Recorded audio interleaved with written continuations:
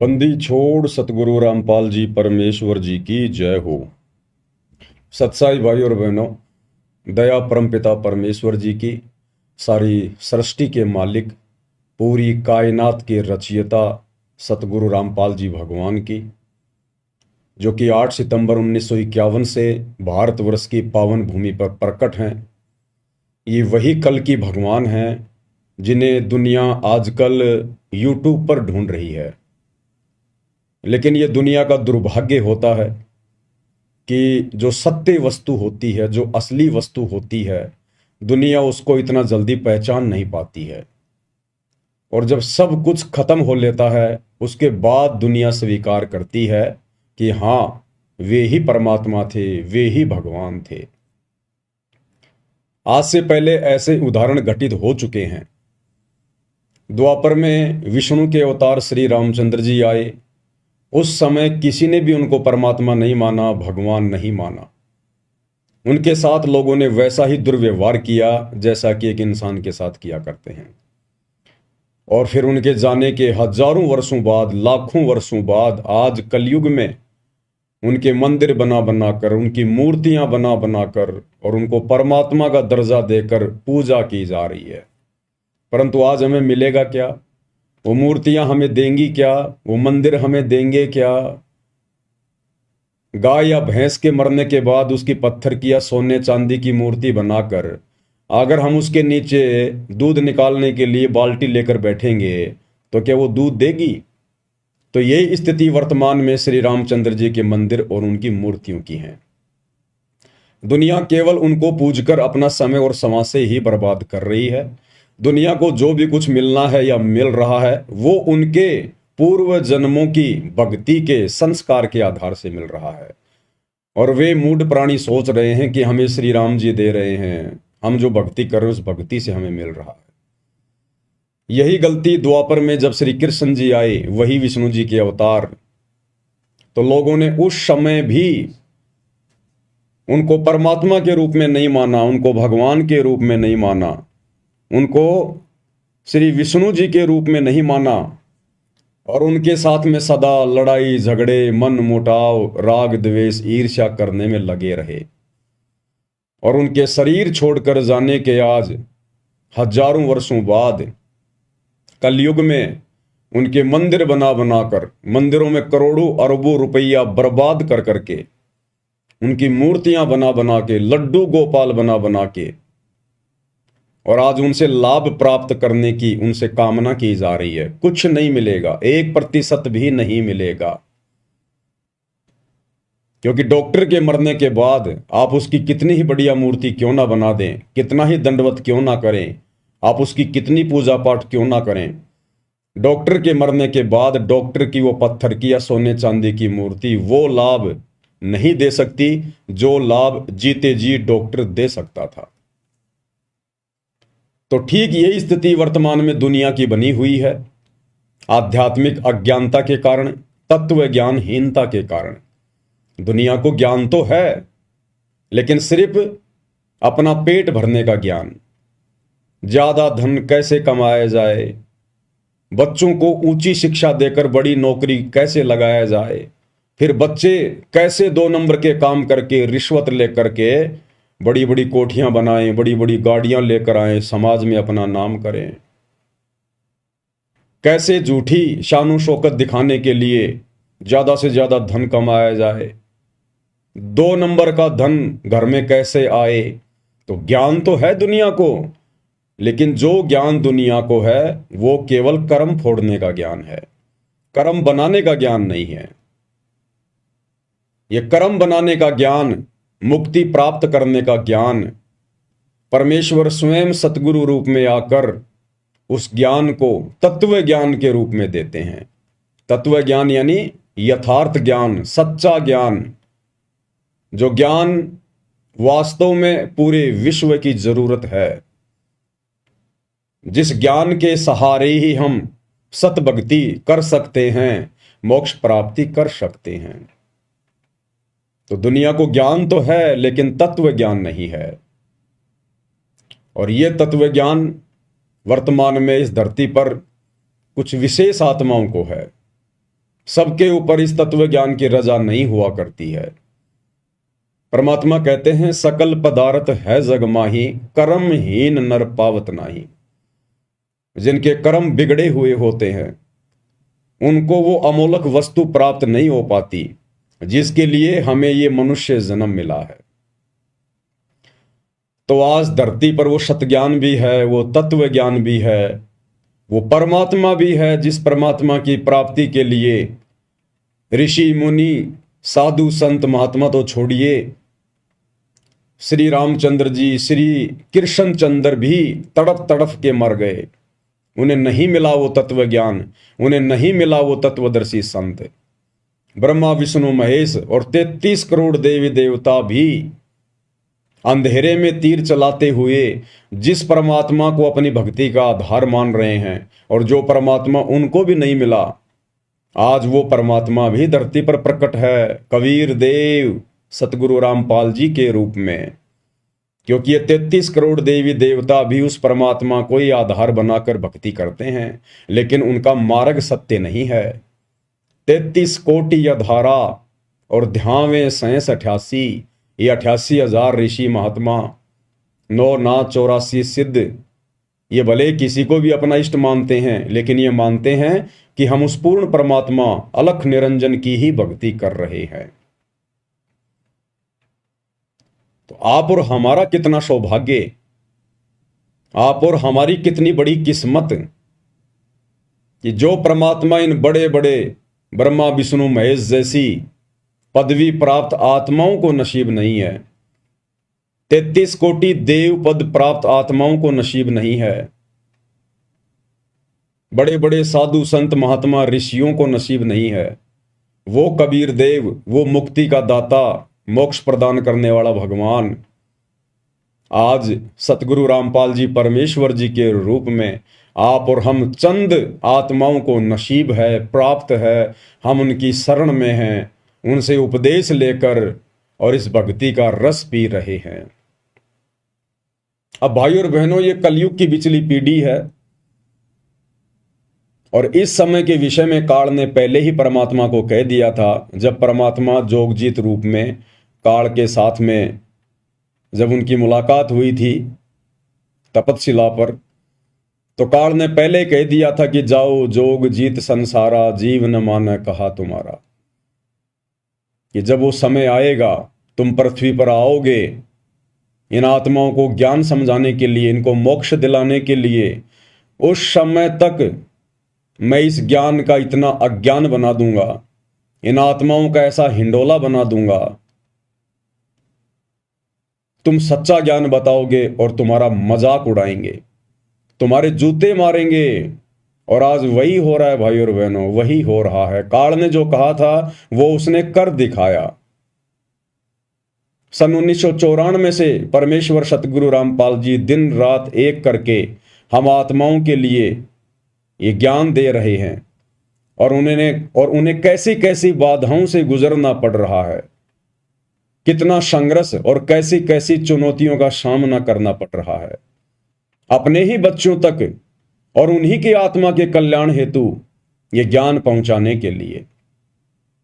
तो काल ने जो कहा था उसने कोई कमी नहीं छोड़ी है और इसी के तहत आज इस काल ने तरह तरह के देवी देवता पुजवा दिए, पत्थर पुजवा दिए, पेड़ पौधे पुजवा दिए, भैरव भूत पुजवा दिए, माता मसाणी पुजवा दी और पूरी तरह से ज्ञान का अज्ञान करके दुनिया को अपने मुंह में लेने की पूरी तैयारी में बैठा है और ले भी रहा है। प्रतिदिन 1 लाख आत्माओं का भक्षण करता ही है ये। तो भाई और बहनों, आप और हमारा सौभाग्य कि परमेश्वर ने आप और हमें विशेष आशीर्वाद देकर, हमारा ज्ञान योग खोलकर, हमारी दिव्य दृष्टि खोलकर, ज्ञान वाली आंखें खोलकर अपनी पहचान करवाई। अन्यथा उस परमेश्वर को जो आज सतगुरु रामपाल जी के रूप में धरती पर प्रकट हैं, उनके खुद के कलयुगी परिवार वाले, उनके बेटा बेटी भाई बंधु रिश्तेदार कोऑर्डिनेटर और तो और सतलोक आश्रमों से जुड़ी हुई 90% संगत भी नहीं पहचान पा रही है। दो नावों की सवारी में है। गुरु तो बना रखा है सतगुरु जी को, जुबान से उन्हें भगवान भगवान तो कहते हैं, लेकिन हृदय से उन्हें भगवान मानते नहीं हैं।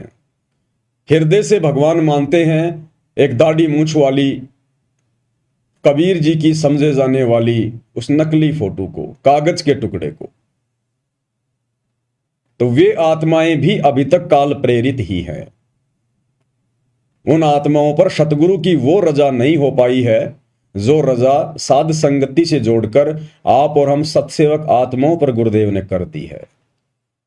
तो भाइयों और बहनों, ये दुनिया समझे ना समझे, उनके अपने संस्कार, उनकी अपनी किस्मत, हमारे खुद के गुरु भाई बहन समझे या ना समझे, उनकी किस्मत, उनका भाग्य, उनके संस्कार। परंतु जिन आत्माओं पर परमेश्वर ने दया कर दी है, अपनी पहचान करवा दी है, तो हम आत्माओं ने अब सिर धड़ की बाजी लगानी है। हमने ना तो उन जगत वालों के झूठे आडंबरों को देखना है, उनके पाखंड को देखना है, और ना हमने परमेश्वर सतगुरु रामपाल जी के शत भक्ति मार्ग में, उनके यथार्थ 13वें कबीर पंथ में काल प्रेरणा से जो आडंबर, जो पाखंड, उनको ना पहचान कर उनके काल प्रेरित कलयुगी परिवार ने फैला दिया है, ना हमने उनको देखना है। चाहे कितने ही आदेश निकाले जाएं, कितने ही पीले पर्चे डाले जाएं, कितनी ही ज्ञान विरुद्ध हरकतें की जाएं, हमने उनको नहीं देखना। हमने केवल उस आधार से भक्ति मार्ग पर आगे चलना है जो आधार हमें गुरुदेव ने बताया, और वो आधार है ज्ञान आधार। यानी गुरुदेव ने हमें जो सत्संग दिए हैं वो कंप्लीट भक्ति का विधान है, संविधान है। उसके विपरीत गुरुदेव कोई आदेश नहीं देंगे, और यदि उसके विपरीत हमें कोई आदेश दे रहा है गुरुदेव का नाम लेकर, तो हमने बिल्कुल भी यकीन नहीं करना है, हमने डरना भी नहीं है, हमने घबराना भी नहीं है, हमने विचलित भी नहीं होना है। क्योंकि टीचर ने जो सिलेबस दे दिया उसी में से परीक्षा लेगा। तो सन 2014 बरवाला कांड के बाद का समय आप और हम सभी भाई बहनों की परीक्षा का समय है, और गुरुदेव ने सन 1994 से 2014 तक जो सत्संग कर दिए हैं, जो भक्ति का पाठ हमें पढ़ा दिया है, हमने केवल उसी आधार से अपनी परीक्षा को देना है। ना जल्दबाजी करनी है, ना जोश में होश खोना है, ना अन्य कोई घटिया हरकत करनी है। परमात्मा ने हमें सील, संतोष, विवेक, दया, अक्षमा, ये 5 विशेष गुण प्रदान किए हैं, और भक्ति के 16 श्रृंगार प्रदान किए हैं। हमने इनके अंतर्गत रहकर ही अपनी परीक्षा को देना है, तभी हमारे गुरुदेव हमसे प्रसन्न होंगे। हमने भावनाओं में बहकर कोई भी गलत कदम नहीं उठाना है। चाहे मैं पवन दास आप जी को कोई भी संदेशा दूं मालिक के आशीर्वाद से, चाहे अन्य कोई भगत भाई बहन संदेशा दे, चाहे सतलोक आश्रम वालों की तरफ से कोई आदेश आए, हमने जल्दबाजी में निर्णय नहीं लेना है, भावनाओं में नहीं बहना है। शांति से, धैर्य के साथ में पहले विचार करना है, उस आदेश को, उस फरमान को गुरुदेव भगवान के ज्ञान आधार से उसको मापना है, और फिर जो हमारी आत्मा स्वीकार करे गुरुदेव के ज्ञान अनुसार, हमने वही निर्णय लेना है, उसी हिसाब से हमने आगे कदम बढ़ाने हैं।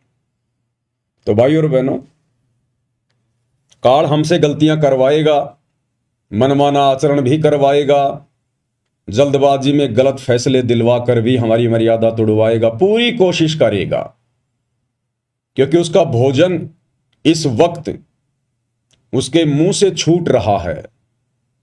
तो अपना भोजन आसानी से कौन छूटने देता है? जब सूअर यहां आसानी से उस लैट्रिन को नहीं जाने देता जो दूसरा सूअर खाने की कोशिश करता है, कुत्ता इतनी आसानी से हड्डी नहीं छोड़ता जिस हड्डी को देखकर दूसरा कुत्ता आ जाता है। तो भला ये काल ज्योति निरंजन हम आत्माएं जिसकी खुराक हैं, हमारा वो मैल, वो गंध जो सूक्ष्म रूप में हमारे सूक्ष्म शरीर में जमा हो जाता है, भला ये इतनी आसानी से हम जीवात्माओं को शतलोक कैसे जाने देगा। तो एकमात्र हमारे पास यदि कोई आधार है इस काल से बचने का, तो केवल गुरुदेव का ज्ञान आधार, और ज्ञान आधार से भक्ति करेंगे तो मर्यादा तोड़ने से बचेंगे, और मर्यादा टूटने से बचेगी तो सतगुरु अपना आशीर्वाद बनाकर रखेंगे, और जब सतगुरु अपना आशीर्वाद बनाकर रखेंगे तो फिर हमें कोई डगमग नहीं कर सकता, हमें कोई विचलित नहीं कर सकता। इसलिए वर्तमान परीक्षा के समय में ज्ञान आधार बहुत ही जरूरी है। तो भाई और बहनों, हिसार जेल से जो विशेष संदेश आ रहे हैं पूज्य गुरुदेव भगवान के विशेष आशीर्वाद से, उनकी विशेष साध संगति से जुड़ी हुई सत्सेवक आत्माओं को दृढ़ता प्रदान करने के लिए आज विशेष संदेश नंबर 13 का पार्ट नंबर 9 है।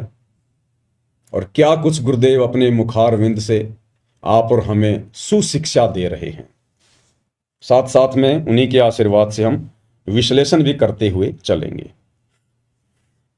अब गरीबदास जी कहते, कल्पे कारण कौन है, कर सेवा निकाम, निष्काम भाव से बगैर किसी मनोकामना के तू सेवा करता रहा, भक्ति करता रहा, और मन इच्छा फल देगा जब पड़े धनी तक काम। तो भाई और बहनों, हम विशेष संदेश में आगे बढ़े उससे पहले पूज्य गुरुदेव भगवान का जयकारा लगाएंगे, मालिक की वंदना करेंगे, उनका आशीर्वाद प्राप्त करेंगे। बंदी छोड़ सतगुरु रामपाल जी परमेश्वर जी की जय हो। परमपिता परमात्मा, सारी सृष्टि के रचनहार, कुल मालिक, असंख्य ब्रह्मांडों के स्वामी, जगत गुरु, तीनों लोकों में प्रवेश करके सबका धारण पोषण करने वाले, राजाधिराज, आत्माधार, नाथों के नाथ, देवों के देव महादेव, सर्वेश्वर महेश्वर, मृत्युंजय, अजरो अमर, आदि अनादि, सनातनी प्रभु, जगत पिता जगदीश्वर, श्री श्री 1008 की उपाधि के वास्तविक अधिकारी, अकाल मूरत सौद स्वरूपी राम वासुदेव, सर्वगतम ब्रह्म, परम पूज्य, प्रथम पूज्य, परम संत, परम पुरुष, परम धनी, परम दयालु, सत्य कबीर, हक्का कबीर, अल्लाहु कबीर, अल्लाहु अकबर, बाखबर, अल्लाह ताला, जगत के तारणहार, जगत के मुक्तिदाता, जगत के जगन्नाथ, हारे के सहारे, हिंदुओं के राम, मुसलमानों के अल्लाह, सिखों के वाहिगुरु, ईसाइयों के मसीह, दया के सागर दयानिधि, करुणा के सागर करुणानिधि, स्वयंभू परिभू, संकट मोचन, कष्ट हरण, मंगल करण, दुख भंजन, अविगत कबीर, निर्विकार निर्विषम परमात्मा, अलय अलेख सतगुरु, आदि अनादि सतगुरु, असली मर्यादा पुरुषोत्तम, असली राम, असली कृष्ण, असली घनश्याम, असली मुरारी, राजाओं के राजा, महाराजाओं के महाराजा, शहनशाहों के शहनशाह, सम्राटों के सम्राट, भगवानों के भगवान, अल्लाहों के अल्लाह, प्रभुओं के प्रभु, मसीहाओं के मसीह, सच्चे वाहिगुरु, बाबाओं के बाबा, पीरों के पीर, सेठों के सेठ, जगत सेठ, सावड़सा सेठ, सर्वगुण संपन्न, अनंत कोटि कलाओं के स्वामी, अनंत कोटि ब्रह्मांडों के नायक, योगियों में महायोगी, ध्यानियों में महाध्यानी, सिद्धों में परम सिद्ध, ज्ञानियों में तत्व ज्ञानी, ब्रह्म ज्ञानी, महाज्ञानी, परम ज्ञानी, सर्वश्रेष्ठ ज्ञानी, विज्ञानी, युवा कबीर, समर्थ कबीर, असंवाद, अमित ओजा, सच्चे रहनुमा, करीम अल्लाह, सुभान अल्लाह, दुनिया के अंतिम पैगंबर, 8 सितंबर 1951 से गांव धनाना, जिला सोनीपत, हरियाणा, भारतवर्ष की पावन भूमि पे प्रकट रियल कल की भगवान, श्री नारायण साकार हरि, श्री बाबा साहेब नूर अनंत परमात्मा, सच्चे दरवेश, सच्चे बाखबर, संत श्रोमणी सतगुरु रामपाल जी परमेश्वर जी के चरण कमल में साध संगति से जुड़े हुए आप और हम सभी देश विदेश में बैठे हुए भाई बहनों का अनंत कोटि दंडवत प्रणाम। तो भाई और बहनों, विशेष संदेश की शुरुआत करते हैं। पूज्य गुरुदेव भगवान हमें क्या सुशिक्षा दे रहे हैं। अब गरीबदास जी कहते, कल्पे कारण कौन है, कर सेवा निकाम, निष्काम भाव से बगैर किसी मनोकामना के तू सेवा करता रहा, भक्ति करता रहा, और मन इच्छा फल देगा जब पड़े धनी तक काम। अब जैसे आप सफर में जा रहे हो और एक्सीडेंट हो जाता है, वह धनी का काम है, वह ना को राष्ट्रपति, ना प्रधानमंत्री, ना आपकी संपत्ति और संतान आपकी रक्षा कर सकते, ना आप अपनी संतान की कर सकते। कल्पे कारण कौन है, कर सेवा निकाम, मन इच्छा फल देत है जो पड़े देनी ते काम। पूज्य गुरुदेव भगवान कह रहे हैं कि कल्पे कारण कौन है, कि तू अपने मन में उठने वाले संकल्प और विकल्प को छोड़ दे, त्याग दे, कि वो भगवान बड़ा होगा, वो भक्ति सही होगी, ऐसा करूंगा तो मेरा भला होगा, वैसा करूंगा तो मेरा भला होगा। कहते इस ज्ञान को आधार बनाकर, तत्व ज्ञान को अच्छे से समझकर, एक परमेश्वर को, गुरुदेव भगवान को परमात्मा के रूप में मानकर भक्ति पर दृढ़ हो जा। कल्पे कारण कौन है, तू कर सेवा निष्काम। और जब तुझे सच्चे गुरु की पहचान हो जाए, भक्ति मार्ग तेरे समझ में आ जाए, उसके बाद में तू निष्काम भाव से सेवा कर। ये जो भक्ति हमें गुरुदेव भगवान ने दी है, फिर हमने इस भक्ति को निष्काम भावना से करनी होती है, तभी हमारी भक्ति सफल होगी। निष्काम भावना यानी हमारे मन में किसी भी प्रकार की मोक्ष के अलावा कोई इच्छा नहीं होनी चाहिए, कोई डिमांड नहीं होनी चाहिए गुरुदेव भगवान से, कि मैं बड़ा कोई मंत्री पद प्राप्त कर लूं, मेरे लड़का हो जाए, मेरा बेटा नौकरी लग जाए, मेरा बिजनेस सेटल हो जाए, बड़ी मेरी कोठी बन जाए, घर में लंबी गाड़ी आ जाए। निष्काम भाव से हमने भक्ति करनी है।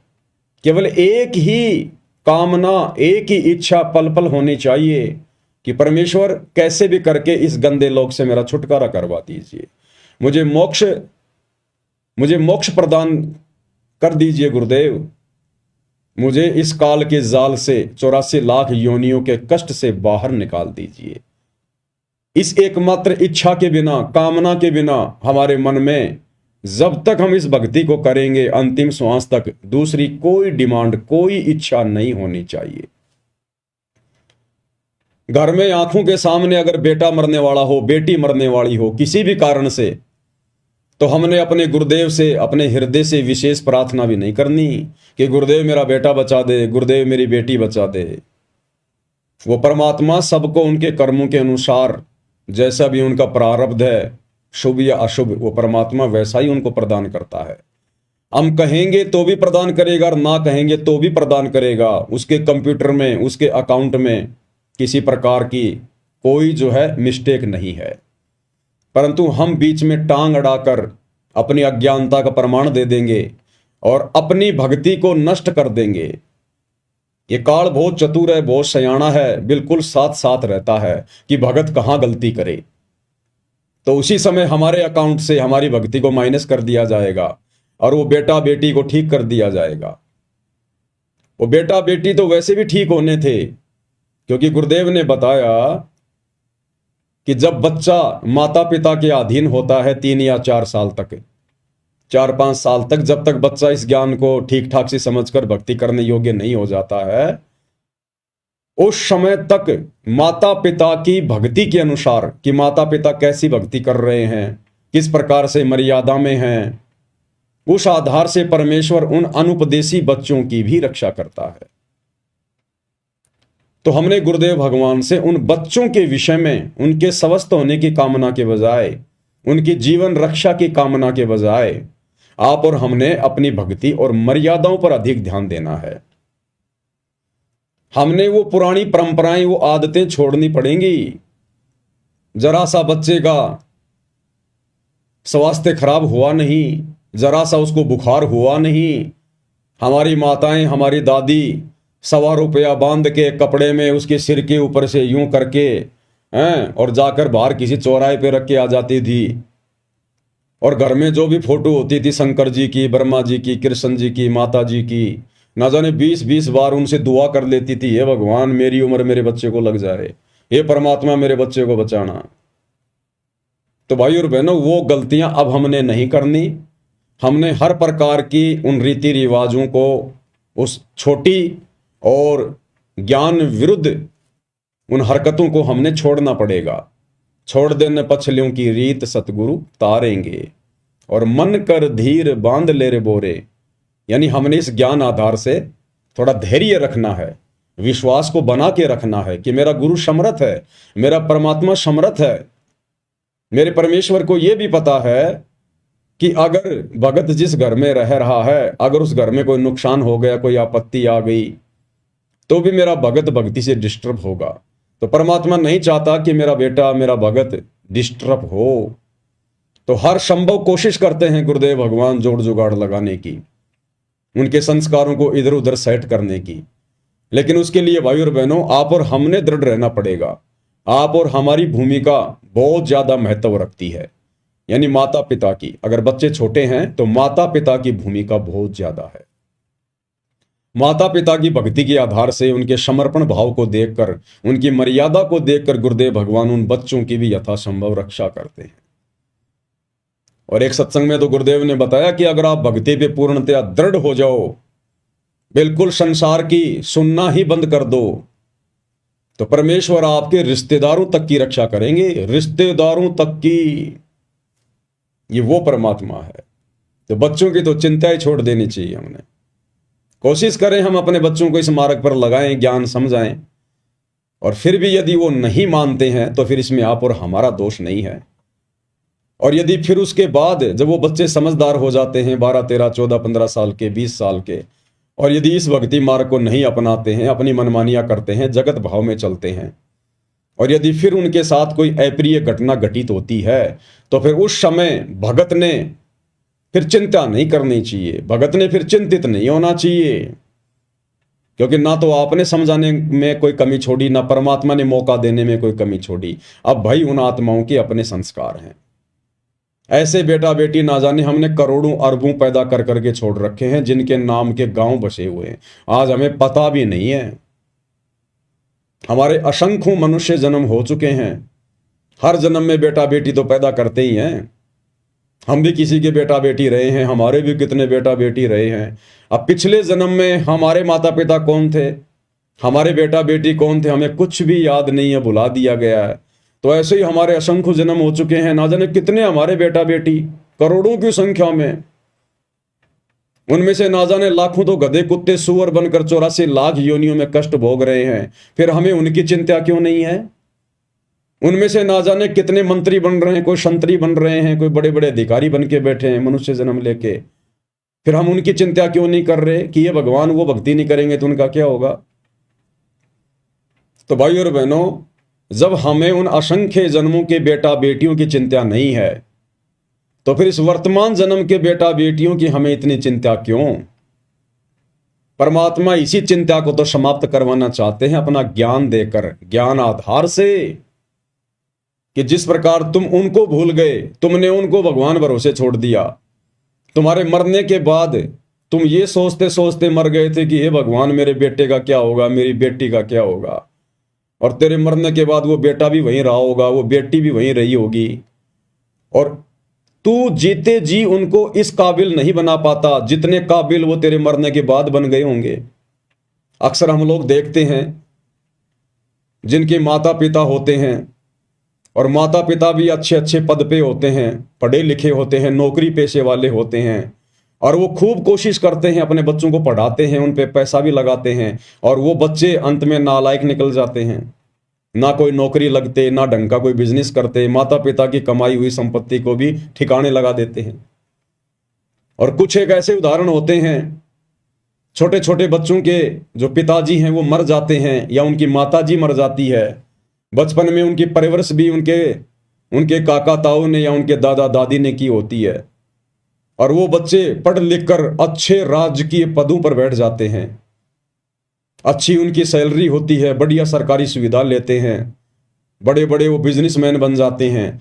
तो भाई और बहनों, माता पिता दादा दादी ये नहीं बनाते, उनके संस्कार बनाते हैं उनको, और वो संस्कार बने होते हैं हमारी भक्ति के कारण, जो हमने किसी जन्म में की होती है। तो वर्तमान में भी हमारे बेटा बेटियों के पास अच्छा मौका है। अगर वो भक्ति करते हैं तो बहुत अच्छी बात है, अगर नहीं करते हैं तो फिर हमने उनको उनके हाल पर छोड़ देना चाहिए। फिर हमने उनकी चिंता नहीं करनी चाहिए। जब हजारों लाखों को छोड़ चुके हैं तो 1 या 2 या 3 होंगे, उनको भी छोड़ दीजिए। मार्ग तो आपने बता ही दिया, आप तो दोषी है नहीं, और वो भी बालक नहीं है जो समझ नहीं रहे होंगे। और माता पिता के समझाने से भी नहीं समझ रहे, इसका मतलब भाई और बहनों उनके भाग्य में भक्ति नहीं है, अभी उनके संस्कार इतने मजबूत नहीं हैं। कि परमेश्वर उनका हाथ पकड़ सके। तो हमने जबरदस्ती भी नहीं करनी चाहिए, प्यार प्रेम से समझाते रहना चाहिए। ना समझना चाहें तो जबरदस्ती नहीं करनी चाहिए। इस भक्ति मार्ग पर मारपीट करके नहीं लगाया जाता।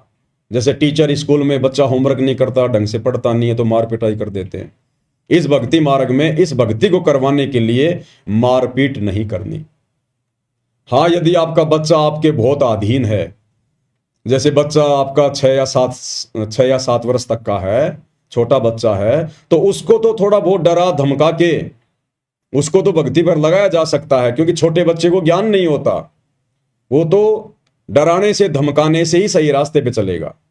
लेकिन जब बच्चा आपके बराबर हो जाए, 15-20 साल का हो जाए, फिर उसको डराया नहीं जा सकता, धमकाया नहीं जा सकता, उस पर दबाव नहीं बनाया जा सकता। क्योंकि भाई और बहनों, 15 साल के बाद आपका बच्चा लायक होगा या नालायक होगा, सपूत होगा या कपूत होगा, ये उसके संस्कार पे निर्भर करेगा। यदि किसी ने अपने बेटा बेटी को भक्ति पे लगा रखा है अपने साथ में, और यदि अभी उनकी उम्र 10-12 साल है, 5-6 साल है, तो ये ना समझे कि मेरा बेटा बहुत अच्छा भगत बन गया, जैसा मैं कह रहा हूं वैसा ही कर रहा है। भाई और बहनों, अभी वो आपके अधीन है। जब 15 साल के बाद वो बड़ा होने लगेगा, उसके बाद उसके अपने संस्कार काम करने लगेंगे। उसके बाद पता चलेगा वो आपका है या काल का है, वो सपूत है या कपूत है, वो भक्ति करेगा या फिर बर्बादी करेगा। क्योंकि जैसे उसके संस्कार होंगे, प्रफुल्लित होंगे, वैसा ही वो मार्ग पकड़ेगा। उसके बाद वो आपकी नहीं सुनेगा फिर। और फिर भी यदि कोई माता पिता की आज्ञा में रहता है, भक्ति कर रहा है, तो बहुत अच्छी बात है, परमात्मा की अच्छी आत्मा है। लेकिन हमने आश्रित नहीं होना, उनके भरोसे रहने की नहीं सोचनी है कि बेटा बेटी बिगड़ गए तो मेरा बुढ़ापे में क्या होगा, मेरे बुढ़ापे के सहारे का क्या होगा। नहीं, जिनके बेटा बेटी नहीं है, जिनको परमात्मा ने इस आफत में डाला ही नहीं है, आम समाज जिनको बांझ कहता है, और वो परमात्मा की विशेष प्यारी आत्मा होती है, परमात्मा इस लफड़े में उनको डाला ही नहीं है, उनका तो सीधा मोक्ष अगर मर्यादा में रह के भक्ति पर लगे रहे तो वो भी तो किसी के आसरे जिएंगे, वो भी तो किसी के आसरे भक्ति कर रहे हैं। अंत में हमारा बुढ़ापा संवारेगा हमारा भगवान, हमारा गुरु, जो तीनों लोकों में प्रवेश करके सबका धारण पोषण कर रहा है। संस्कार आधार से परमात्मा सबकी परवरिश कर रहा है। हमारा गुरु हमें संभालेगा, हमारी परवरिश हमारा गुरु करवाएगा। पहली बात तो जो शास्त्र अनुकूल सत भक्ति पूज्य गुरुदेव भगवान से आप और हमें वर्तमान में प्राप्त है, इस भक्ति के करने से बुढ़ापे में आप और हमारा वो हसर होगा ही नहीं। जो हसर माया के पीछे दौड़ने वाले, शास्त्र विरुद्ध टूटी फूटी भक्ति करने वाले, देवी देवताओं पर आश्रित और अपनी संपत्ति और अपने परिवार पर आश्रित जो व्यक्ति हैं, जब जिनका बुढ़ापा आता है, जो दुर्गति उनकी होती है, वो दुर्गति भगत भाई बहनों की तो होगी ही नहीं।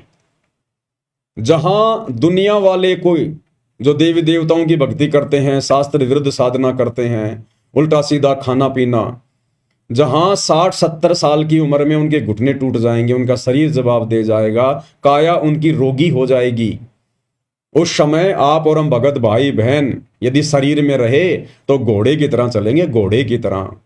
बिल्कुल ऐसे युवा शरीर रहेगा हमारा, 70 साल की उम्र में भी, 80 साल की उम्र में भी। आपने दादा गुरुदेव को नहीं देखा? गुरुदेव भगवान कितना उनका जो है गुणगान करते हैं, उनका बखान करते हैं कि जब मैंने उपदेश लिया उस समय मेरे गुरुदेव की आयु 104 वर्ष की थी और बिल्कुल लाल चेहरा, स्वस्थ शरीर, कोई रोग नहीं। और जिस समय दादा गुरुदेव ने शरीर त्यागा उस समय भी कोई रोग नहीं, कोई परेशानी नहीं, ना कोई जुबान बंद, ना कोई टट्टी पेशाब, कुछ नहीं। जबकि दादा गुरुदेव तो 12वें पंथ में थे, 12वें पंथ में। उनको तो शत भक्ति भी प्राप्त नहीं थी, उनको कंप्लीट भक्ति का मार्ग भी प्राप्त नहीं था, क्योंकि 12वें पंथ की आत्माओं को सतगुरु रामपाल जी भगवान ने कंप्लीट भक्ति कोर्स देना ही नहीं था। दादा गुरुदेव का तो अब दोबारा से जन्म होगा, दोबारा से उनको फिर से सतगुरु रामपाल जी की शरण में आना पड़ेगा, तब कहीं जाकर उनका मोक्ष होगा। तो सोचिए भाई और बहनों, आप और हम तो बिल्कुल गोल पर आ गए, गोल पर, बिल्कुल मौके के समय पर हैं, यथार्थ 13वें कबीर पंथ में, डायरेक्ट भगवान के चरणों में। सत भक्ति हमें प्राप्त है और मर्यादा में रहकर हम भक्ति कर रहे हैं। आप और हमें तो परमात्मा अपनी पलकों पे रखेगा, अपने हाथों पर। समस्या नाम की कोई चिड़िया नजदीक भी नहीं आने देगा परमात्मा, अगर हम उनके वफादार कुत्ते बनकर इसी प्रकार से उनके चरणों को चाटते रहे तो। इसलिए आप और हमने अपने परिवार की, अपने बच्चों की, हमने किसी की कोई चिंता नहीं करनी है। और गुरुदेव ने बताया कि जब कोई परिवार का सदस्य शरीर छोड़ता है तो हमने रोना धोना बिल्कुल भी नहीं है, बिल्कुल भी रोना धोना नहीं है। मन भी छोटा नहीं करना, चेहरा भी उदास नहीं होना चाहिए। अगर परिवार का कोई उपदेशी सदस्य शरीर छोड़ रहा है तो उल्टा हमने उसको हिम्मत देनी चाहिए कि भाई तेरा तो बहुत बढ़िया भाग्य, सौभाग्य, परमात्मा ने तेरी जगह मुझे क्यों नहीं लिया, मेरा समय क्यों नहीं आया। आप तो सीधे सतलोक जाओगे, परमात्मा के विमान में बैठ के जाओगे, आप तो हमसे पहले सतलोक में जाओगे। और हम क्या करेंगे, हम भी आ रहे हैं पीछे पीछे। हम कितने दिन रहेंगे यहां पर, और 2 4 5 10 साल, उसके बाद हम भी आए और वहीं मिलके आराम से एंजॉय करेंगे, मस्ती करेंगे वहां। जैसे कोई परिवार का कोई बेटा या कोई बेटी, उसका ज्वाइनिंग लेटर आ जाता है और जब उसको सरकार नौकरी ज्वाइन करने के लिए बुलवाती है तो कैसे घर के सदस्य उसकी आरती उतारा करते थे, उसको विदा करने से पहले उसके टीके लगाया करते थे, उसका सामान उठा के अपने कंधों पर उसको बस स्टैंड तक लेके जाते थे और गांव की औरतें गीत गा गा कर उसको विदा करके आती थी खुशी खुशी, और वो भी खुशी खुशी जाया करता था। उसको पता था कि मैं कोई जेल में थोड़ी जा रहा हूं, मैं तो नौकरी पे जा रहा हूं, जहां जाकर पैसे कमाऊंगा, एसी ऑफिस में बैठूंगा। तो इसी प्रकार जो शरीर छोड़ रहा होगा भगत, उसको भी खुशी होनी चाहिए कि मैं जेल में नहीं जा रहा, मैं तो जेल से जा रहा हूं सतलोक। और बाकी सदस्य, उनको भी पता होना चाहिए कि अब इसका पुनर्जन्म नहीं होगा, अब ये अपने परमात्मा के साथ विमान में बैठ के सतलोक जाएगा, इसने तो मोक्ष प्राप्त कर लिया। तो हमने उसको हिम्मत देनी है।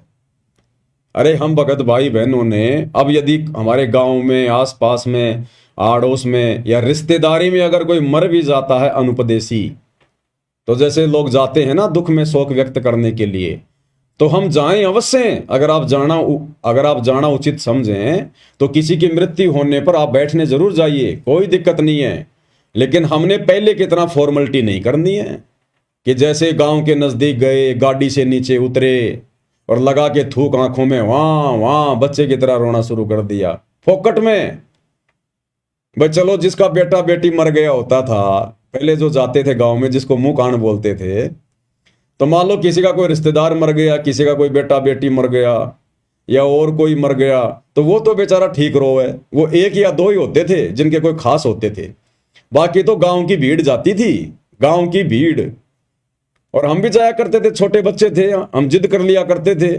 आसानी से तो हमारी माँ नहीं ले जाती थी, पहले तो 2 4 थप्पड़ ही खाने पड़ते थे ढंग से। और जब ज्यादा रोने लग जाते थे, घाघरा पकड़ लेते थे, मिट्टी में लौट जाते थे, तो फिर हमारे को भी उठा के गाड़ी में बैठा लिया जाता था। तो हम देखा करते थे, जब तक वो गांव नहीं आता था तब तक तो वो आदमी हंसी खुशी, पता नहीं कोई राजनीति की बातें कर रहे हैं, एक दूसरे की निंदा चुगली कर रहे हैं, दांत निकाल रहे हैं, औरतें अपनी बात कर रही है, हाय ये चूड़ी बहुत अच्छी लाई, तू कहां से लाई है आपकी बार, हैं? पता नहीं ऐसी बातें। कोई किसी का घाघरा पकड़ के देख रही है, तेरा कपड़ा तो बिल्कुल जोटा टक्कर का है, बहुत मोटा कपड़ा ये तो। और जैसे ही वो गांव आता था, उसी समय गाड़ी से नीचे उतरे नहीं और आपस में लगा के थूक आंखों के रोना शुरू किया नहीं। और वहां जाते थे, थोड़ी देर बैठे और फिर वापस उस गाड़ी में बैठ के जब वापस आते थे तो फिर वही राम कहानी, वही राजनीति की बातें, कोई लेना देना नहीं। तो भाई और बहनों, पहली बात तो आप और हमने अब ये दुनिया वालों के साथ में झूठी मुंह कान में नहीं जाना।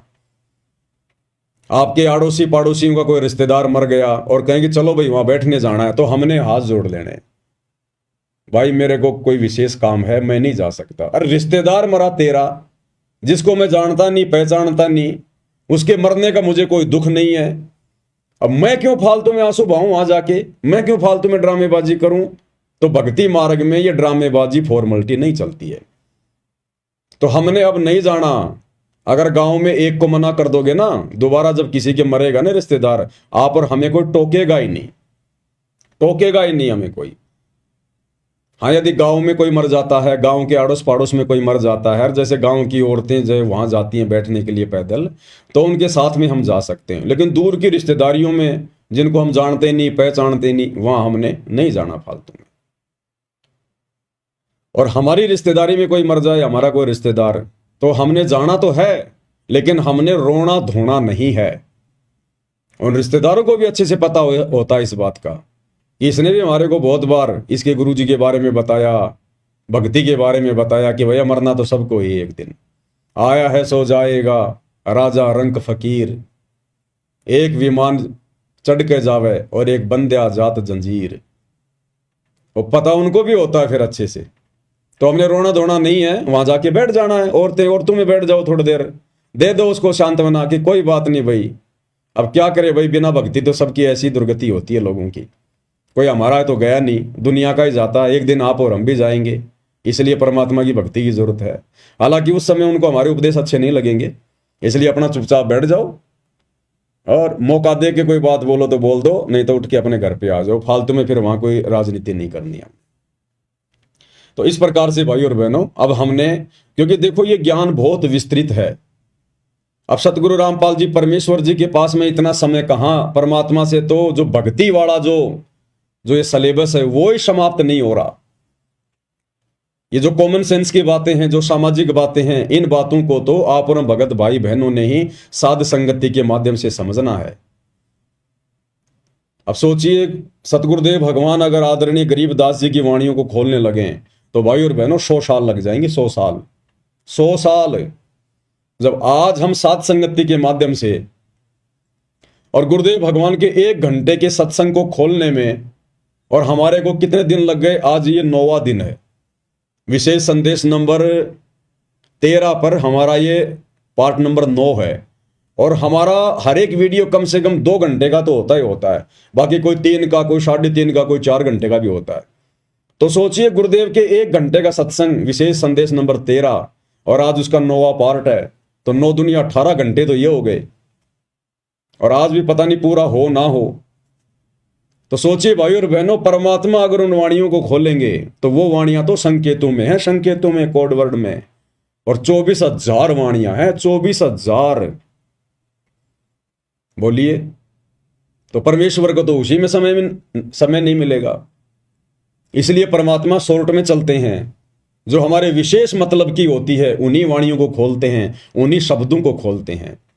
और बाकी समय फिर साध संगति मालिक ने इसीलिए तो दी है, साध संगति भगवान इसीलिए तो देते हैं कि बाकी समय फिर ये भगत आपस में मिलकर इकट्ठे होकर समागम के बहाने, साध संगति के बहाने, फिर ये मेरे द्वारा दिए गए ज्ञान पर चर्चा करें, निष्कर्ष निकालें, मंथन करें, चिंतन मनन करें।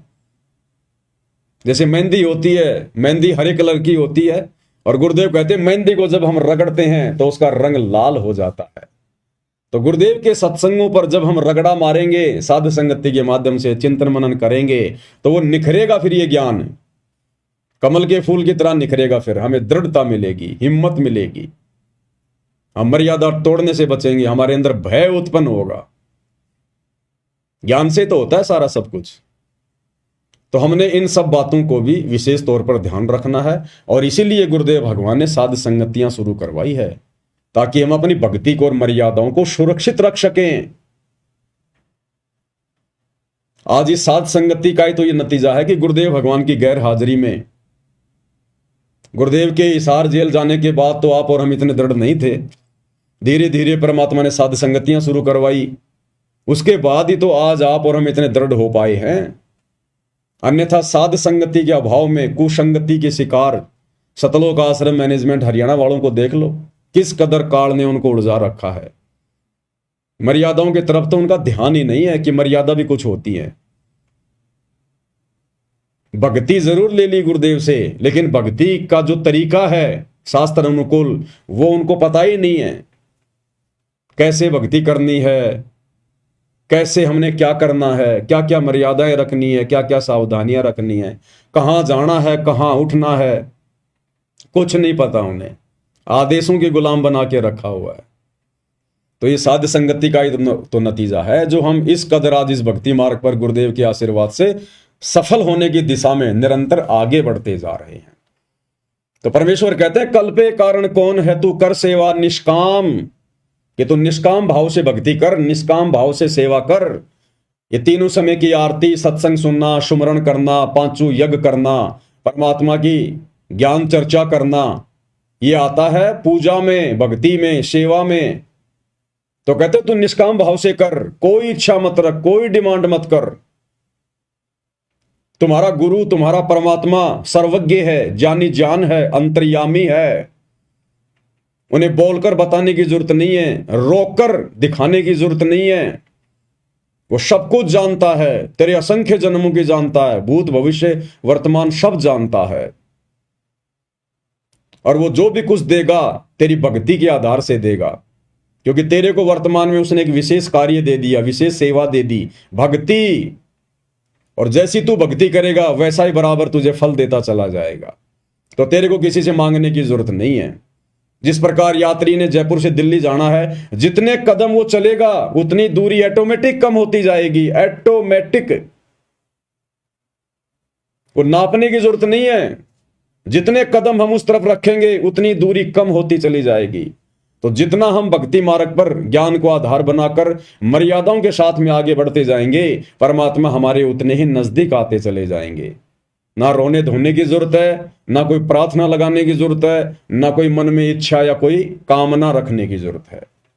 इसलिए गुरुदेव कहते हैं कल्पे कारण कौन है, इन्हें छोड़ दे सब इधर उधर की बातें और कर सेवा निष्काम। इस भक्ति को निष्काम भाव से कर और मन इच्छा फल देऊंगा जब पड़ेगा मेरे से काम। जब हमारे ऊपर कोई आपत्ति आनी होगी, हमारे भाग्य की, हमारे प्रारब्ध की, क्योंकि वर्तमान में तो हम ऐसा कोई कार्य करेंगे नहीं, वर्तमान में तो ऐसी कोई गलती हम करेंगे नहीं जिससे हमारे ऊपर आपत्ति आनी हो।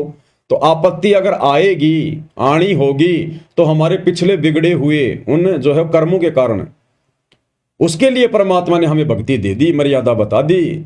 अगर तू मेरे द्वारा बताई गई भक्ति को मर्यादाओं में रह के करेगा, तो फिर जब तेरे ऊपर कोई समस्या भी आनी होगी, फिर मैं अपने आप देख लूंगा। तेरे को चिंता करने की जरूरत नहीं है। चिंता तो हरि नाम की और न चिंता दास, और जो कोई चिंता नाम बिना सोए काल की फांस। केवल एकमात्र हमने गुरुदेव की भक्ति की चिंता करनी है कि मेरी मर्यादा खंडित ना हो जाए, मेरी भक्ति में कोई कमी ना रह जाए, कोई चूक चाकरी मेरे से ना रह जाए। तो ये हमें गुरुदेव भगवान समझाना चाह रहे हैं कि बच्चों अब तुम समझदार हो गए हो, और अब छोटी मोटी बातों के लिए बिल्कुल भी डिमांड ना किया करो, अन्यथा तुम यहां डिमांड करते रहोगे। इतनी भक्ति तुम करते नहीं, उतनी तुम जो है मतलब फरियाद लगा दोगे। अरे रोजाना आदमी 100 रुपए कमाता नहीं और 150 रुपए का वो खर्चा कर दे रोजाना, तो उल्टा वो तो कर्जमान बन जाएगा। तो एक तो हम इतनी भक्ति नहीं करते, ऊपर से दिन में 20 कोई डिमांड कर देते हैं। तो परमात्मा कहते हैं फिर तुम्हारे पास भक्ति धन जुड़ेगा कैसे, भक्ति का जो प्रेशर है वो बनेगा कैसे। इसलिए अपने गुरु को अंतर्यामी समझकर, सर्वज्ञ जानी जान समझकर कि उन्हें मेरे ऊपर आने वाली समस्याओं का पहले से ही पता है। जिस प्रकार एक छोटा सा बच्चा 2 साल का, 3 साल का, वो पूर्णतया अपने माता पिता के ऊपर आश्रित होता है। अपने माँ और बाप के अलावा वो किसी को नहीं जानता, किसी को नहीं पहचानता।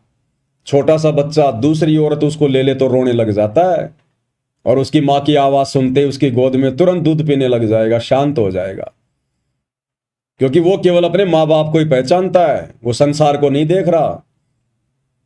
तो जब हम उस बच्चे की तरह आश्रित हो जाएंगे, और जब कोई सर्दी आती है तो उसके माता पिता फिर उसके लिए पहले से ही सारी व्यवस्था कर देते हैं।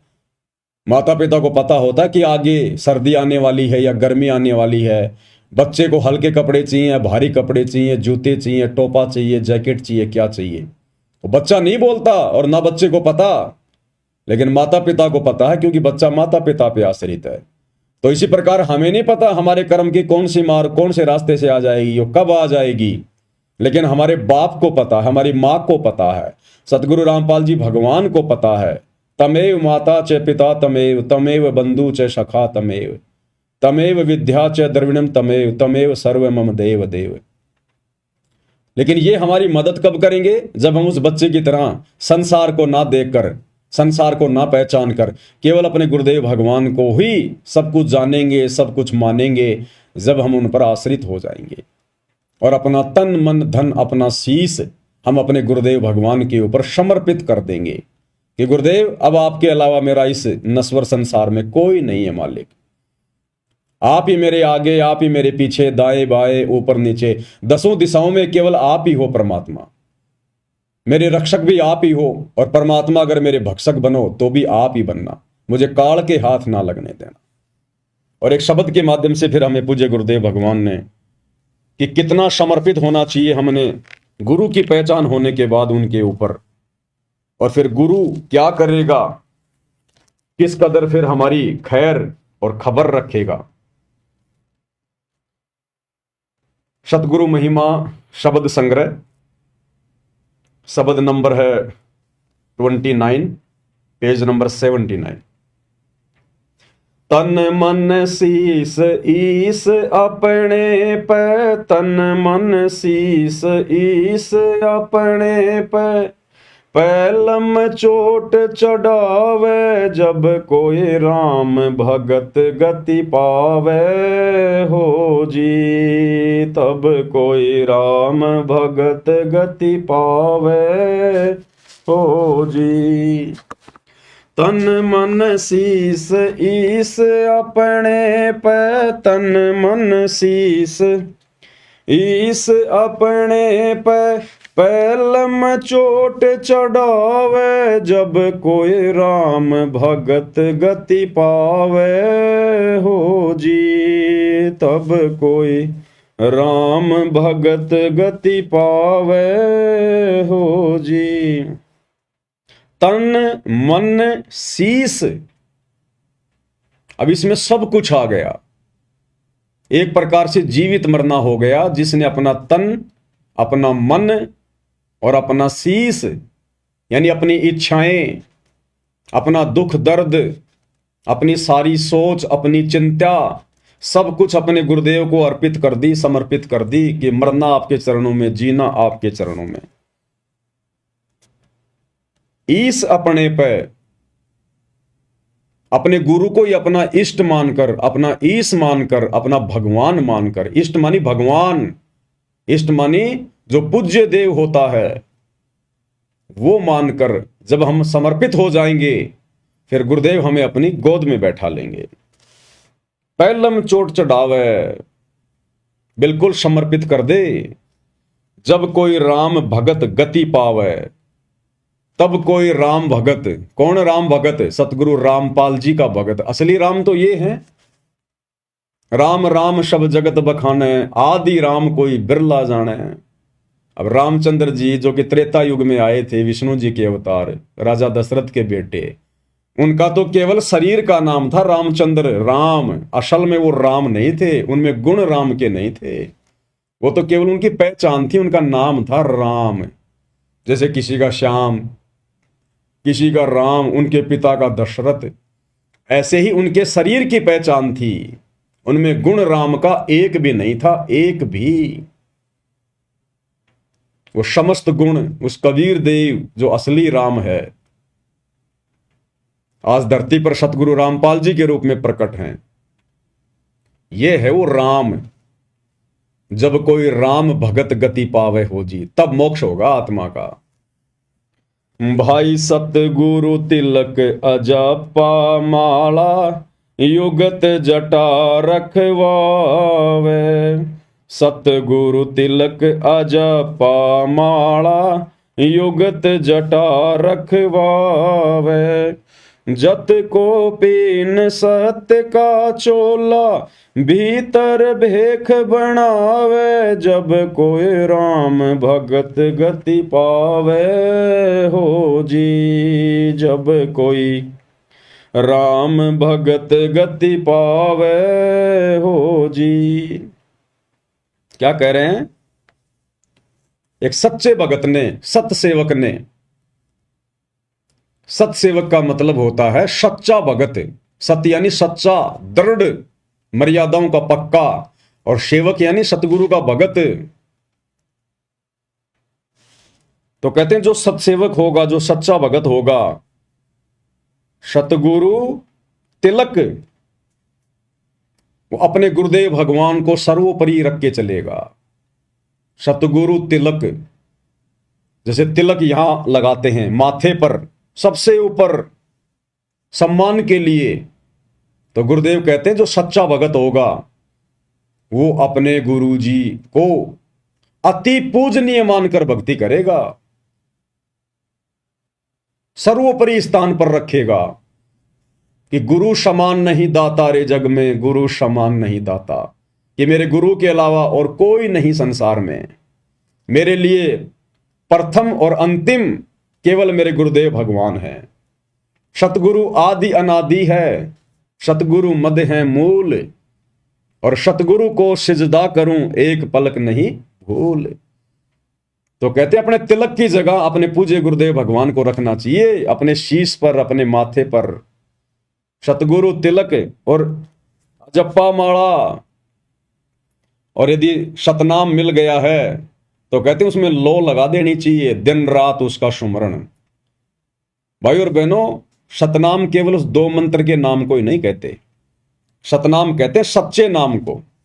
जो प्रथम नाम है वो भी सतनाम है, क्योंकि वो इन देवी देवताओं का वो सतनाम है, उनके भक्ति बीज है, उनके बीज मंत्र हैं, मूल मंत्र हैं। तो प्रथम मंत्र जो कि 7 मंत्र का होता है वो भी सतनाम है, सच्चा नाम है। 2 अक्षर का जो है वो भी सतनाम है, सच्चा नाम है। सार नाम है वो भी सतनाम है, सच्चा नाम है।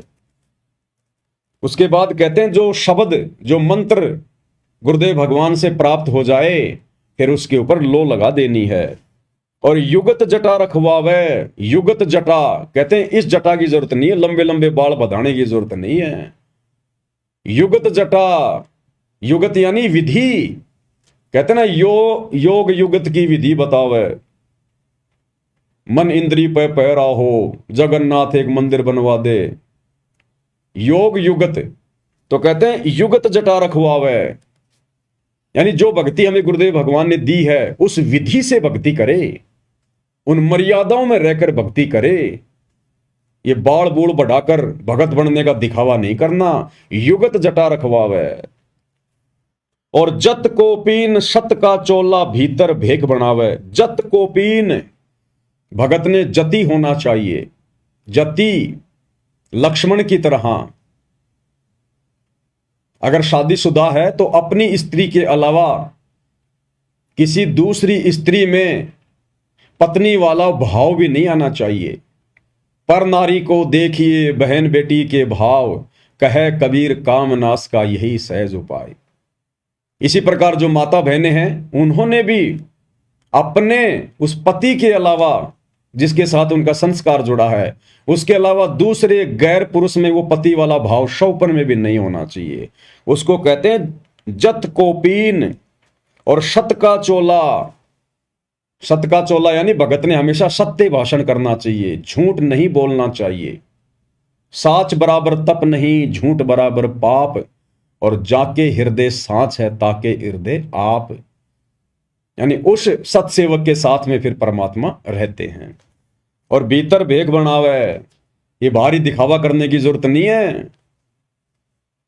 लाल पीले कपड़े पहन लिए, लंबे लंबे बाल बढ़ा लिए, लंबी लंबी दाढ़ी बढ़ा ली। कहते हैं ये आपकी पहचान नहीं होनी चाहिए। आपकी पहचान होनी चाहिए शास्त्र अनुकूल साधना से, मर्यादाओं में रहकर गुरुदेव ने जो भक्ति बता दी उस विधि से भक्ति करना। वो भगत के लक्षण, भगत के आचार विचार, भगत जैसा व्यवहार हमारे अंदर लोगों को दिखाई देना चाहिए। कहते भीतर भेख बनावे, यानी वो अंदर से भगत बनाए। बाहरी दिखावे से अगर आपको कोई भगत कह रहा है तो आप भगत नहीं है, परमात्मा को प्यारे नहीं है।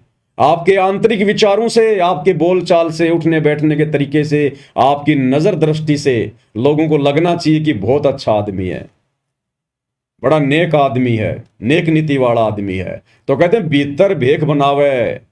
परमात्मा हमारे को अंदर से देखेगा कि हम कितने भगत हैं और कितने भगत नहीं हैं। बाहरी दिखावे से कोई भगत नहीं बनता है। भाई लोक लाज मर्याद जगत की तृण ज्यों तोड़ बगावे। लोक लाज मर्याद जगत की तृण ज्यों तोड़ बगावे। कामिनी कनक जहर कर जाने वो शहर अमरपुर जावे। जब कोई राम भगत गति पावे हो जी। जब कोई राम भगत गति पावे हो जी। क्या करें गुरुदेव भगवान? लोक लाज मर्याद जगत की तिणके जो तोड़ बगावे।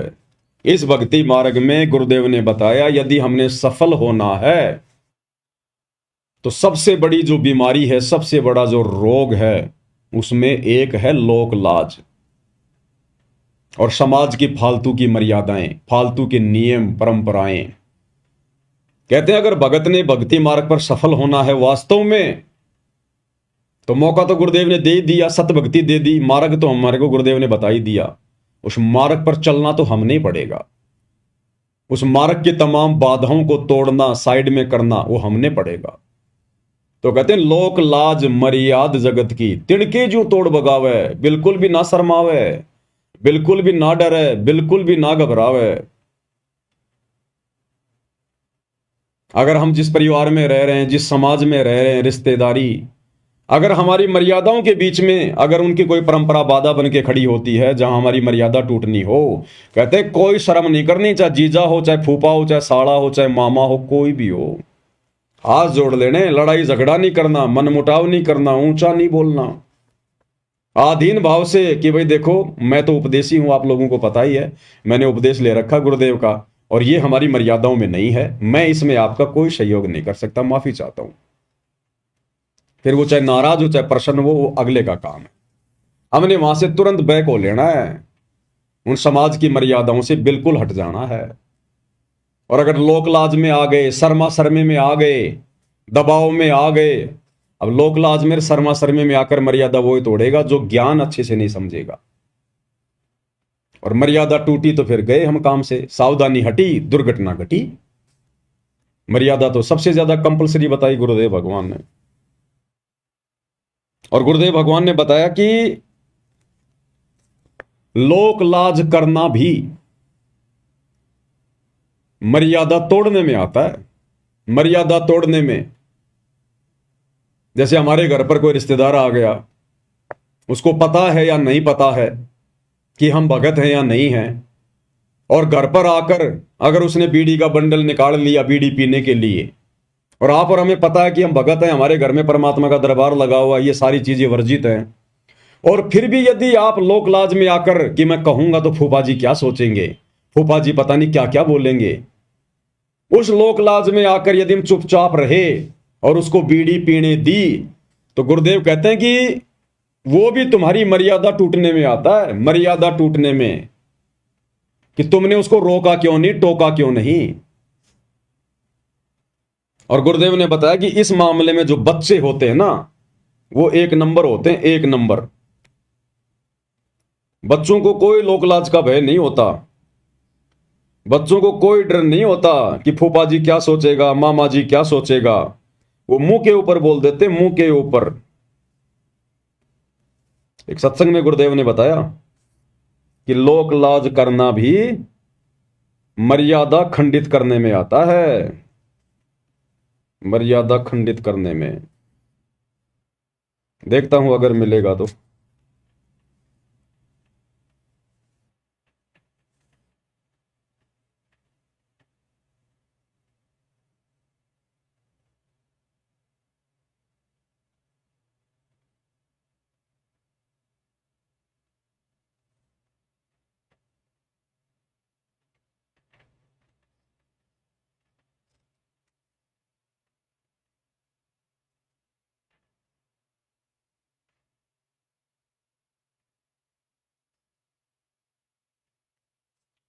क्या करें गुरुदेव भगवान, ध्यान से सुनिएगा। तो अब ऐसा निर्मल ज्ञान पूरे विश्व में फैलेगा। ठीक है, कोई 2-4-10% कर्महीन इंसान होंगे, वो तो अलग बात है। जहां 90% इंसान ठीक हो जाएंगे, उन 10% की पार पड़े को नहीं, उनकी नहीं बसावेगी, उन्हें सीधा होना पड़ेगा। वो भी सीधे हो जाएंगे, विकार रहित हो जाएंगे, सरमाया करेंगे, लुकते फिरा करेंगे। अब विचार करना, हमारे जो भक्त हैं, हमारे भक्तों के भगत तो थोड़े बहुत शर्मा जाते हैं रिश्तेदार ने नु के हमारे घर में बीड़ी ना पिए, हालांकि वो ना ऐसा शर्माना, लोक लाज करना नाम खंड करता है।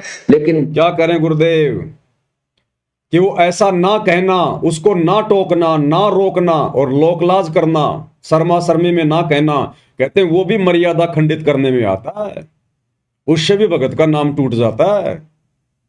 ध्यान से सुन लीजिए। हमारे जो भक्त हैं, हमारे भक्तों के भगत तो थोड़े बहुत शर्मा जाते हैं रिश्तेदार ने नु के हमारे घर में बीड़ी ना पिए, हालांकि वो ना ऐसा शर्माना, लोकलाज करना नाम खंड करता है। लेकिन बालक तुरंत कह देते हैं कि हमारे घर में बीड़ी नहीं पियोगे आप।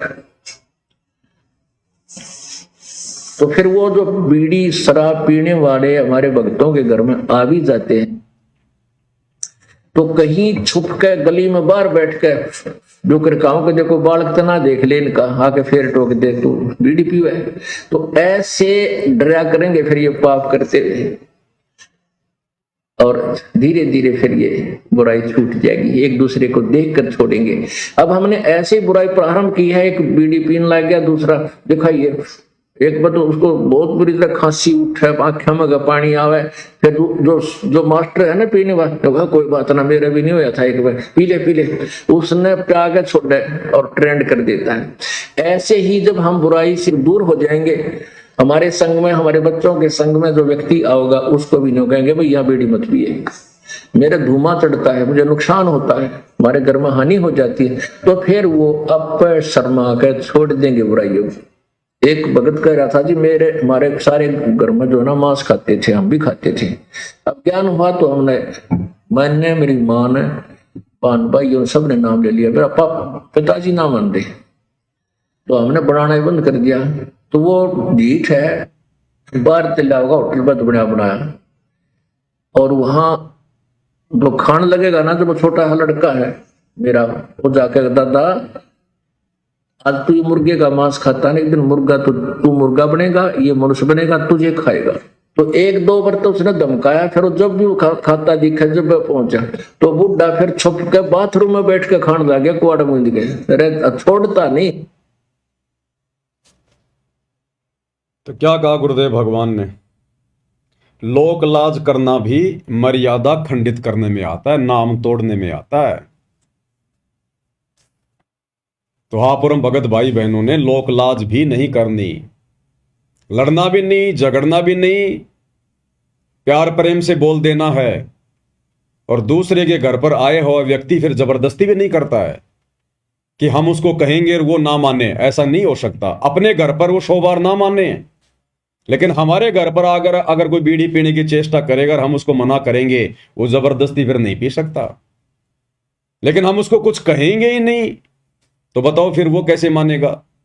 तो गुरुदेव कहते हैं लोक लाज करना भी, शर्मा शर्मी भी मर्यादा तोड़ने में आता है।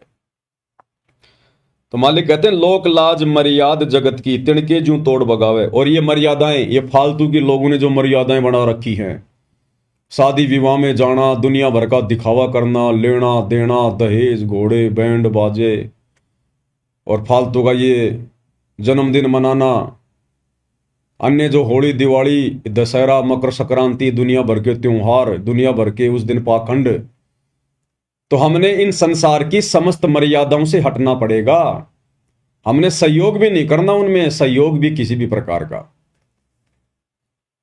तो मालिक कहते हैं भाई लोक लाज मर्याद जगत की, तिणके ज्यों तोड़ बगावे, जब कोई राम भगत गति पावे। और आगे क्या करें परमात्मा, कामिनी और कनक जहर कर जाने, वो शहर अगमपुर जावे। कामिनी कनक जहर कर जाने, वो शहर अगम अमरपुर जावे, जब कोई राम भगत गति पावे हो जी। कामनी, कामनी यानी स्त्री, औरत, और कनक, कनक यानी सोना। परमात्मा कहते हैं इन दो वस्तुओं को जब तक भगत जहर के समान नहीं समझेगा।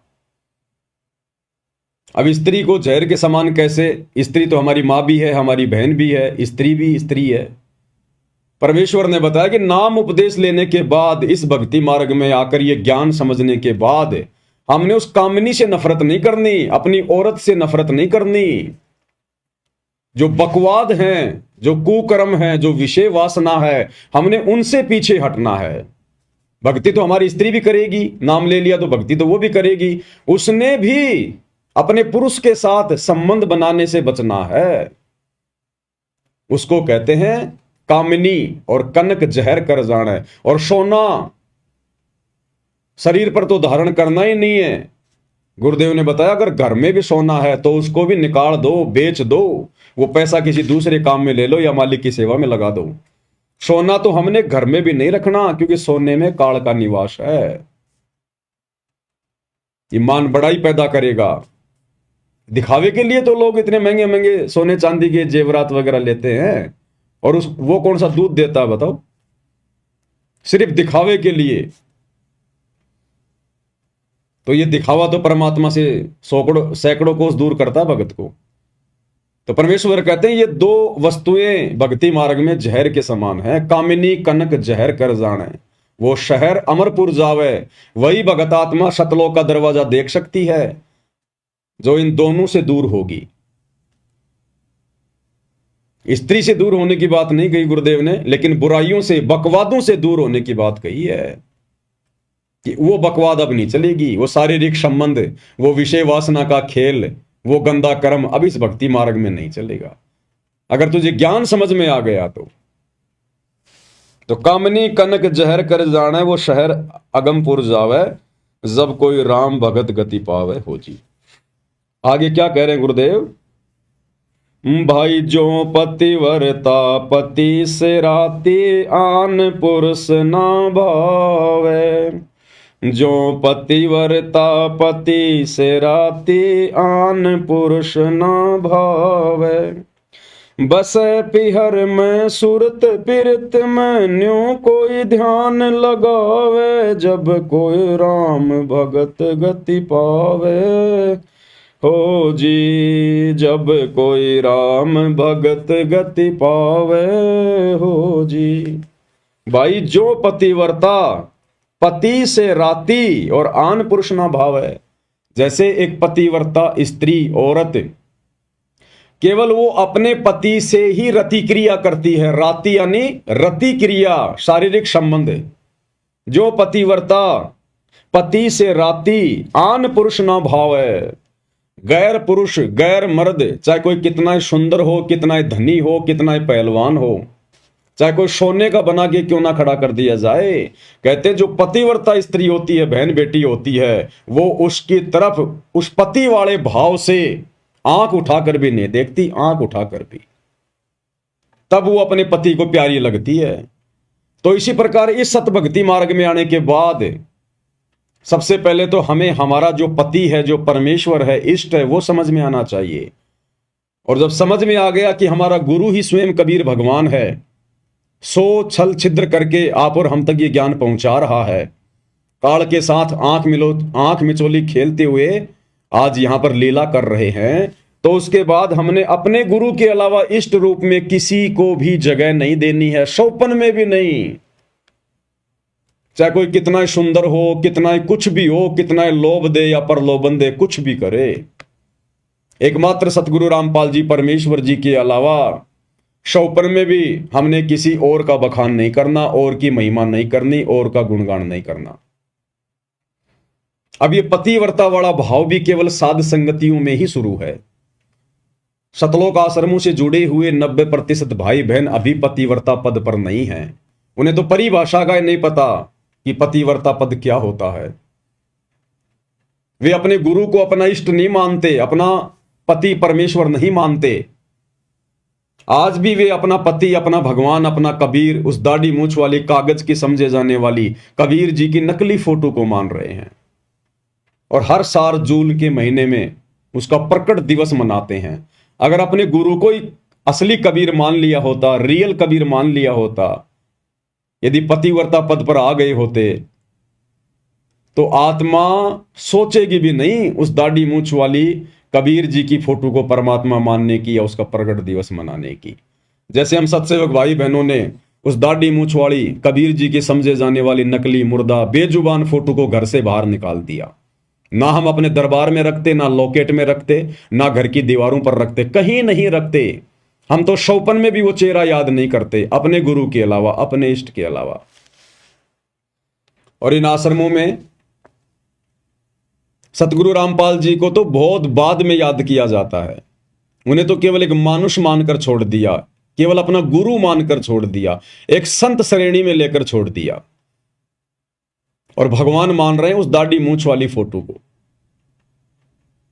12वें पंथ की भक्ति कर रहे हैं, 12वें पंथ की व्यभिचारणी भक्ति, वैश्या भक्ति। वैश्या उस स्त्री को कहते हैं जिसके अनेक पति होते हैं। तो इसी प्रकार इन सतलोक आश्रमों से जुड़े हुए भाई बहन व्यभिचारणी भक्ति कर रहे हैं। इनका एक पति नहीं है। आप इनके घर पर जाकर देखिए, जहां पर इन्होंने अपना दरबार लगाया होता है, उस दरबार में आपको 5-5 पति मिलेंगे, 5-5 फोटोएं। महाभारत की द्रौपदी बनकर ये लोग भक्ति कर रहे हैं। एक कोने में आपको दाढ़ी मूंछ वाले कबीर जी मिलेंगे, एक कोने में आपको गरीबदास जी मिलेंगे, नीचे वाले कोने में आपको दादा गुरु जी मिलेंगे, इधर वाले कोने में आपको पंडित चिदानंद जी मिलेंगे, और बीच में चौकी पर सतगुरु रामपाल जी बैठे हुए हैं। और उस फोटो को अपने दरबार में रखते हैं, उसके आगे जोत जलाते हैं, दंडवत करते हैं। अरे कितनों को दंडवत करोगे, कितनों को अपना इष्ट मानोगे? इसको कहते हैं व्यभिचारणी भक्ति। असल में जब आत्माओं को यह ज्ञान हो जाएगा तो दाढ़ी मूंछ वाली कबीर जी की समझे जाने वाली फोटो को ना तो अपने घर पे रखेगा, ना दरबार में रखेगा, ना उसका कबीर प्रकट दिवस मनाएगा। गरीबदास जी का भी बोध दिवस नहीं मनाएगी वो आत्मा, जिस आत्मा को यह तत्व ज्ञान हो जाएगा। और ना गरीबदास जी की फोटो को अपने घर पे रखेगा। हमने केवल गरीबदास जी की वाणियों से मतलब है, गरीबदास जी के ग्रंथ से मतलब है। अब वाणियां तो गुरुदेव हमारे को आदरणीय नानक जी की भी सुनाते हैं, तो क्या नानक जी की फोटो भी हम अपने दरबार में रखने लग जाएं? गुरु ग्रंथ साहिब को भी गुरुदेव भगवान हमें दिखाते हैं, पढ़ाते हैं, तो क्या नानक जी की फोटो घर पर रखने लग जाएं? या नानक जी का कोई जन्मदिन या कोई बोध दिवस मनाने लग जाएं क्या? वाणियां तो गुरुदेव हमारे को दादू जी की भी सुनाते हैं, तो क्या दादू जी की फोटो बनवा कर अपने दरबार में रखें?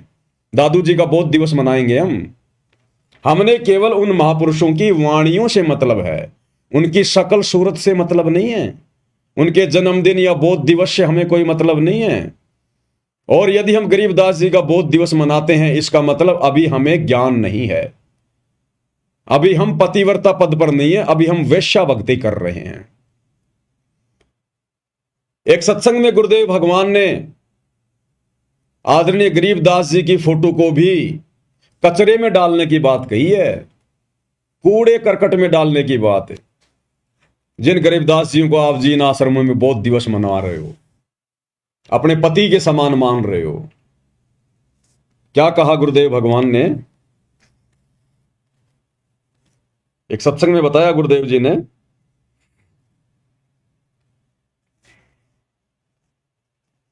छोटा सा सत्संग है।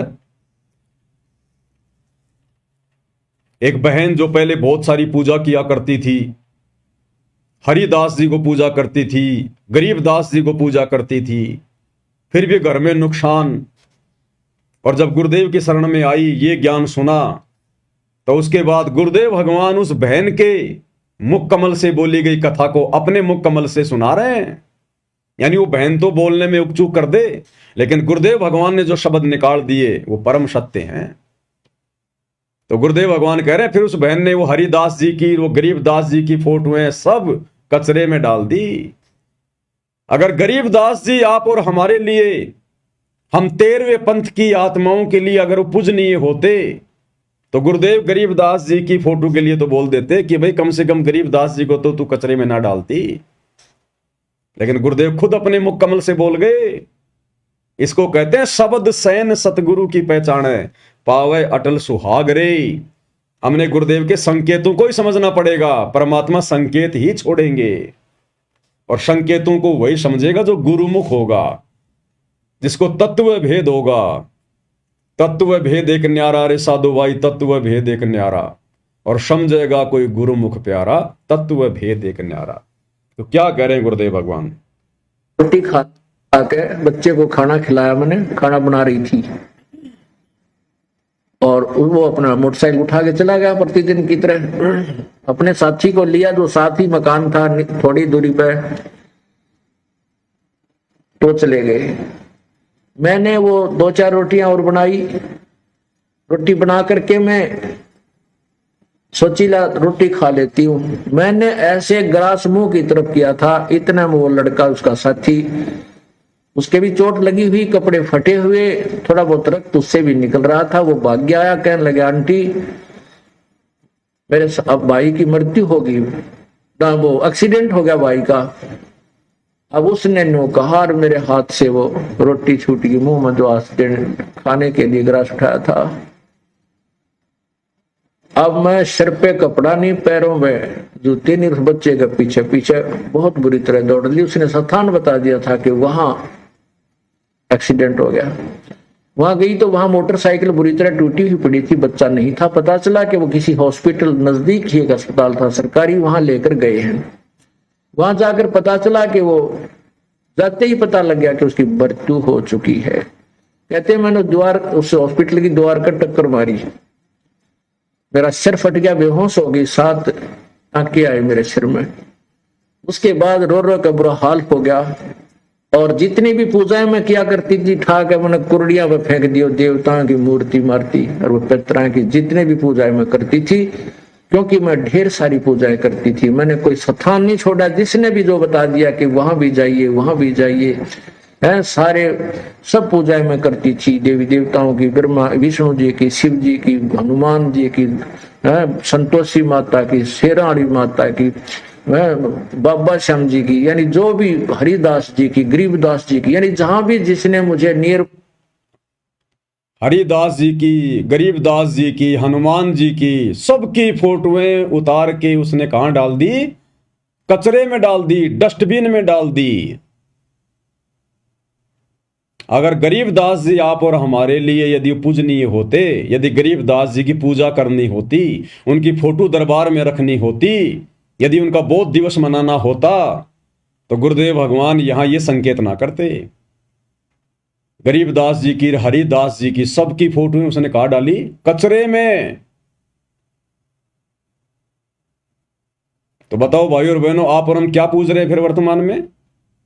फिर आप और हम किस गरीबदास जी का बोध दिवस मना रहे हैं? क्यों मना रहे हैं? जब तक ज्ञान नहीं, इसलिए मना रहे हैं। ये सत्संगों में परमात्मा ने सारे भेद दे रखे, सारे भेद। खुल के नहीं कहेगा परमात्मा कि बस एक मेरी पूजा करो, बाकी सबको छोड़ दो। और वाणी में कह दिया कि एक के साधे सब सदे, सब साधे सब जाए, और माली सींचे मूल को फले फूले अगाए। और स्पष्ट कर दिया, गुरु समान नहीं दाता रे जग में, गुरु समान नहीं दाता। अब इससे ज्यादा और क्या कहेंगे?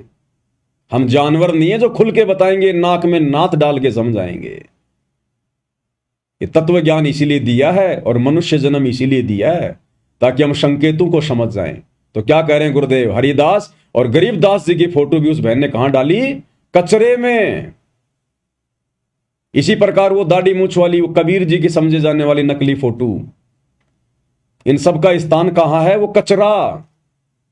दास ने आज से 2-3 साल पहले कहा था, जब हिसार जेल से ये पूज्य गुरुदेव भगवान के नाम से ऑडियो वीडियो आनी शुरू हुई थी, तो दास ने कहा था कि इन वीडियो पर कुत्ते पेशाब करते हैं, कुत्ते।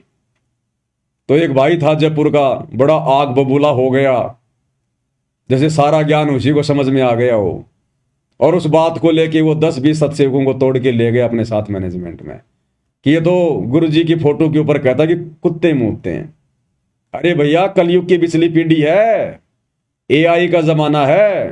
दास 1-2 दिन में वीडियो बना के समझाएगा किस प्रकार से वर्तमान में हिसार जेल से ये जितने भी जो फर्जी आदेश आ रहे हैं, ये सब गुरु जी के एआई वीडियो बनाए जा रहे हैं।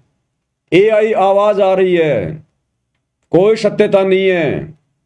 बचाव का एक ही तरीका है, केवल गुरुदेव के ज्ञान को आधार बनाकर भक्ति की जाए। इन ऑडियो वीडियो के चक्कर में नहीं गुरुजी लाइव आ रहे हैं, जेल से लाइव आ रहे हैं, आ रहे हैं नहीं आ रहे हैं, हमारे लिए वर्तमान में कोई औचित्य नहीं है सिवाय उनके सत्संगों के अलावा।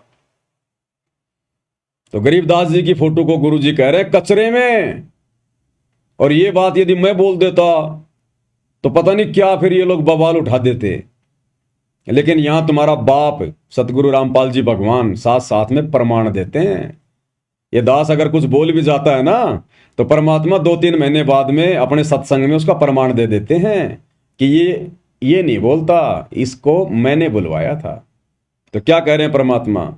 हरिदास जी की, गरीबदास जी की, सबकी फोटोओं को कचरे में डालने की बात कर रहे हैं। मरती और वो पितरा की जितने भी पूजाएं मैं करती थी, क्योंकि मैं ढेर सारी पूजाएं करती थी, मैंने कोई स्थान नहीं छोड़ा। जिसने भी जो बता दिया कि वहां भी जाइए वहां भी जाइए, है सारे सब पूजाएं मैं करती थी। देवी देवताओं की, ब्रह्मा विष्णु जी की, शिव जी की, हनुमान जी की, संतोषी माता की, शेराणी माता की, बाबा श्याम जी की, यानी जो भी हरिदास जी की, गरीबदास जी की, यानी जहां भी जिसने मुझे नियर बाई बताया मैं उड़े जाया करती कि हे भगवान मेरे बच्चे की लंबी आयु देना। परमात्मा कहते हैं कि जो खावे ताको, जो बक्षक ताको विश्वासा, और जो रक्षक उसते ये फिरे उदासा। जो इनको खाता है, जो भक्षक है, उसको तो ये भगवान मान रहे हैं काल को तो, और जो रक्षक है कबीर परमात्मा, उससे उदास फिरते हैं, कहते ना तू भगवान नहीं। तो सुन लिया भाई और बहनों, पूज्य गुरुदेव भगवान के मुख कमल से दास अपनी तरफ से कुछ नहीं बोलता है, या जो भी परमात्मा बुलवाते हैं अपनी सत्य प्रेरणा के आधार से बुलवाते हैं, और समय आने पर परमात्मा फिर उसका प्रमाण भी देते हैं। अब कई जो नए नए भगत भाई बहन होते हैं इस ज्ञान को इतना समझ नहीं पाते। जो लोग ज्यादा शाणे हैं, चतुर हैं, उनको भ्रमित कर देते हैं। वो कहते हैं फिर गुरुजी क्यों पूजा करते थे दाढ़ी मूंछ वाले कबीर जी को? गुरुजी क्यों उसका प्रगट दिवस मनाते थे? गुरुजी भी तो गरीबदास जी का बोध दिवस मनाते थे आश्रम में। भाई आप और हम गुरुजी नहीं हैं, वो काम गुरुजी किया करते थे। आप और हम जीव हैं। इस 21 ब्रह्मांड के जो कर्म है आप और हमारे ऊपर लागू हैं, गुरु के ऊपर लागू नहीं है। परमेश्वर अपनी वाणी में कहते हैं शिष्य पूजे गुरु आपना, कि जो शिष्य होता ना उसने केवल अपने गुरु की ही पूजा करनी चाहिए। शिष्य पूजे गुरु आपना और गुरु पूजे सब साध। और जो गुरु होता है वो सबकी पूजा करेगा।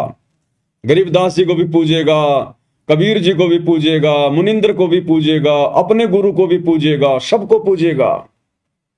तो कहते हैं शिष्य पूजे गुरु अपना। शिष्य का धर्म केवल यही है, अपने गुरु की पूजा करे और किसी के ना करे। और गुरु पूजे सब साध, क्योंकि गुरु ने तो आपको भक्ति समझानी है, आपको भक्ति मार्ग पर लगाना है। गुरु के ऊपर कोई काल का नियम, कोई कर्म लागू नहीं है।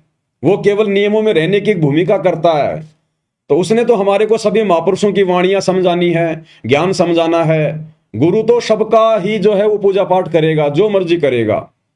लेकिन भगत के लिए क्या आदेश है? शिष्य पूजे गुरु अपना और गुरु पूजे सब साध। कहे कबीर उन दोनों का मता बड़ा अगाध। कहते हैं उस गुरु के पूजने में और शिष्य के पूजने में उन दोनों के बीच में बड़ा अंतर है, बड़ा भेद है, बड़े नियम है, बड़ी मर्यादा है। तो गुरु किसको पूज रहा है, गुरु क्या कर रहा है, वो हमारे लिए मायने नहीं रखता। हमने गुरु की जो करनी है उसको देख के नहीं चलना। गुरु की जो कथनी है, गुरु ने जो कथनी, जो कथ दी अपने सत्संगों के माध्यम से, हमने उसको आधार बना के चलना है, उसको भक्ति करनी है। तो गुरु ने कह दिया सब साध है कि भाई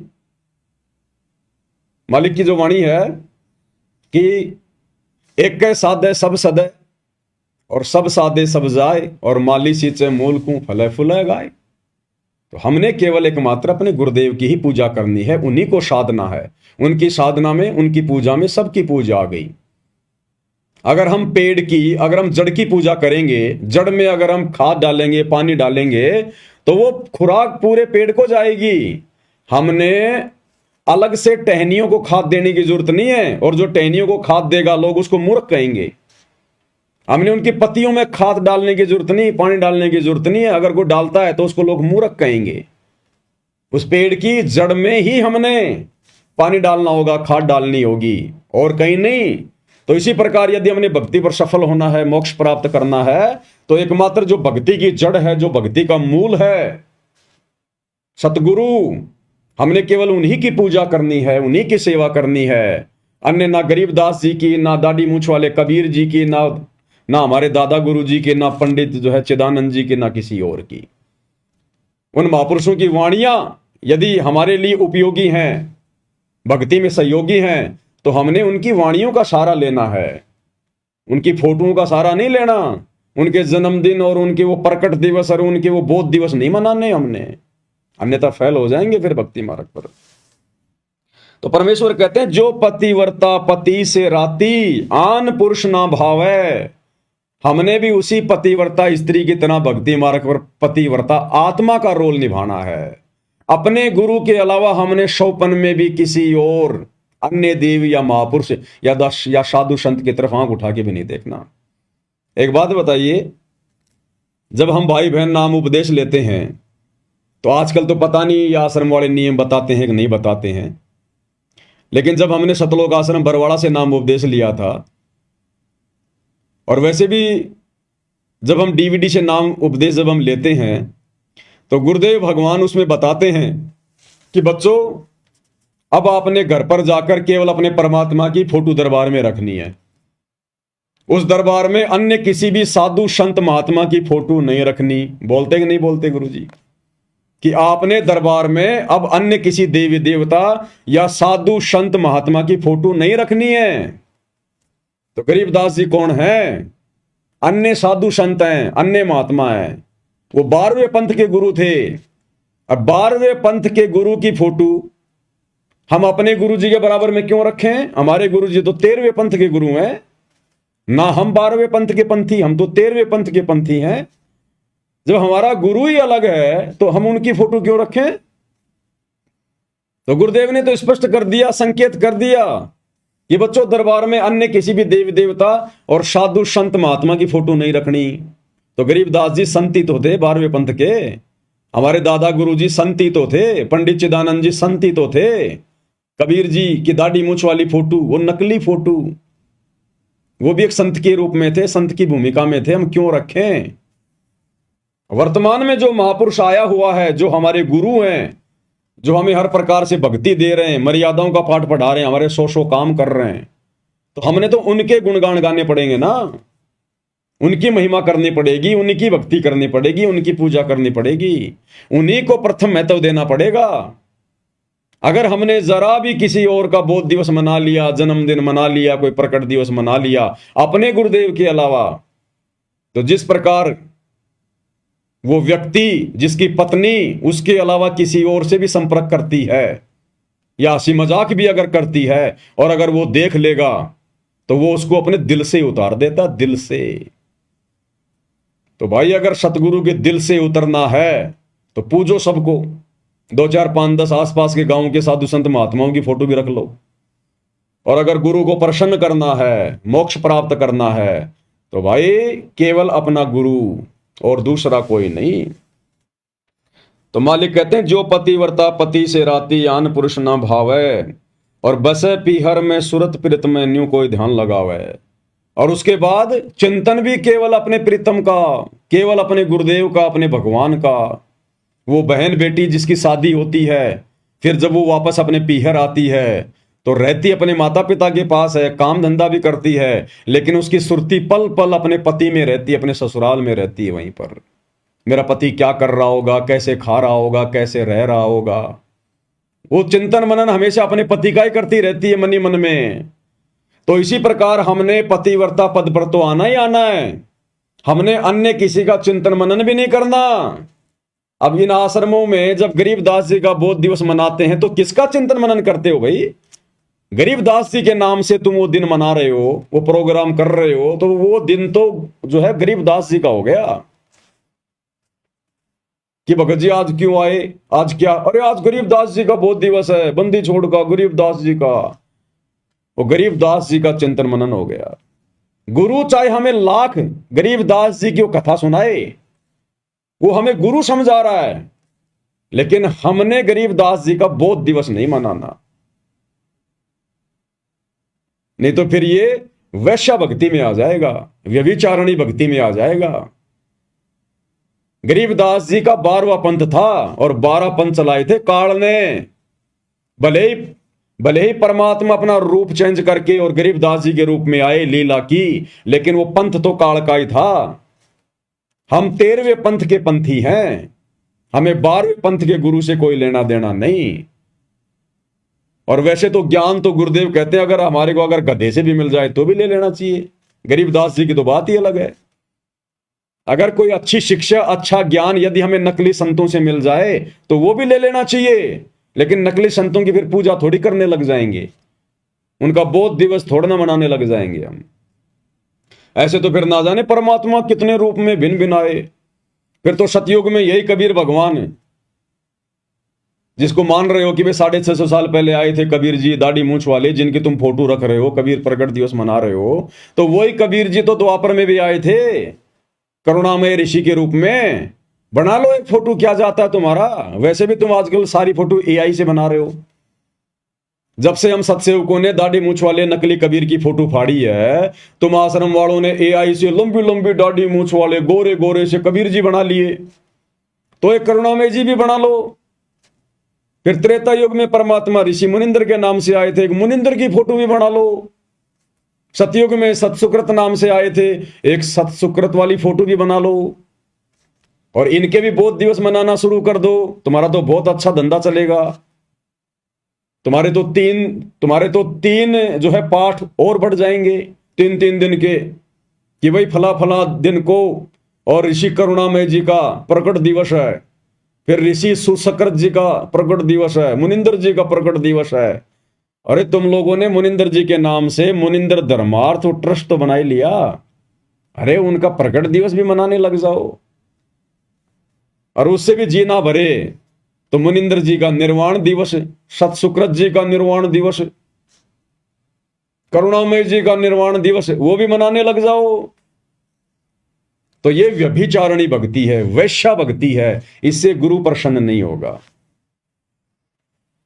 तो कहते हैं हमने चिंतन मनन भी एकमात्र अपने गुरुदेव भगवान का करना है। जैसे वो पतिव्रता स्त्री बहन बेटी पीहर में रहकर भी अपने पति के विषय में ही चिंता करती रहती है।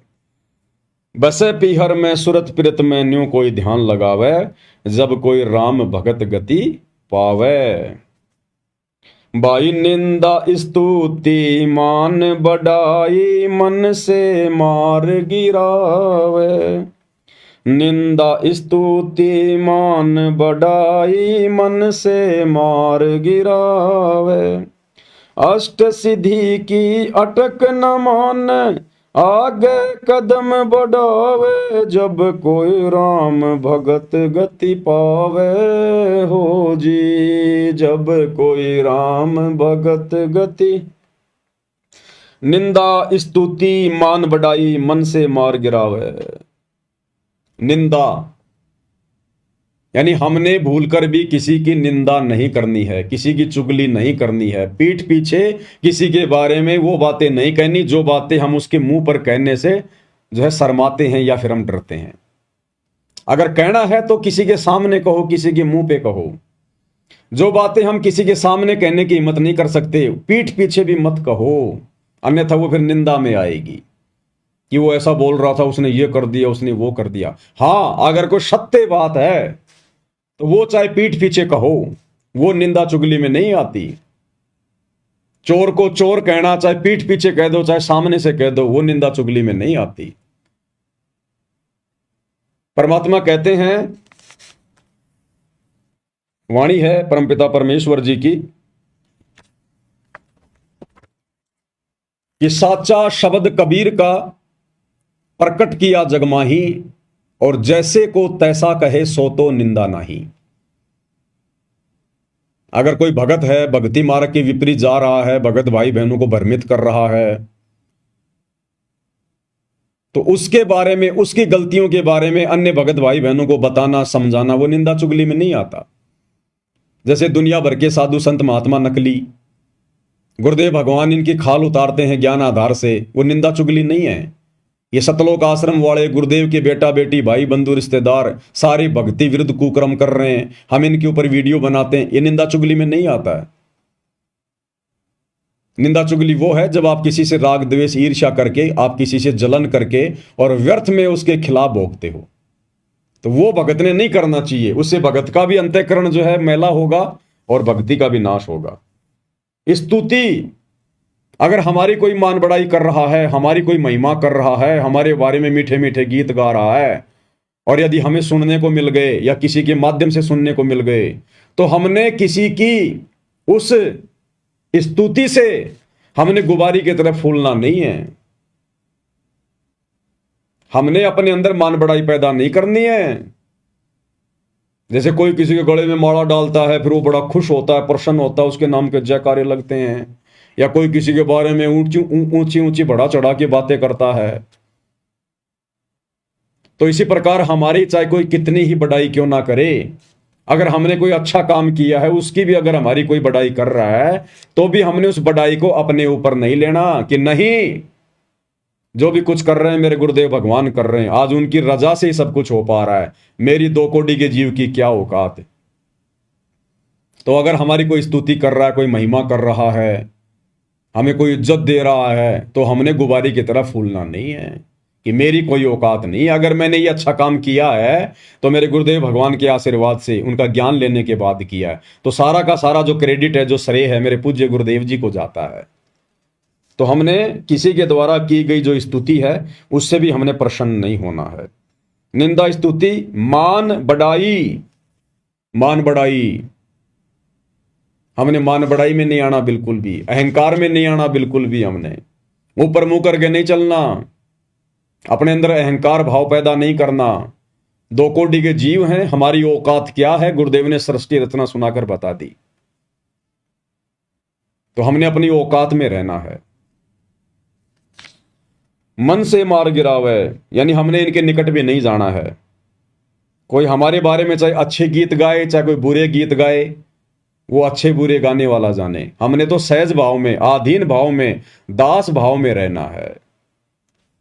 अष्ट सिद्धि की अटक न माने, आगे कदम बढ़ावे। अष्ट सिद्धि, अष्ट सिद्धि और 9 निधि।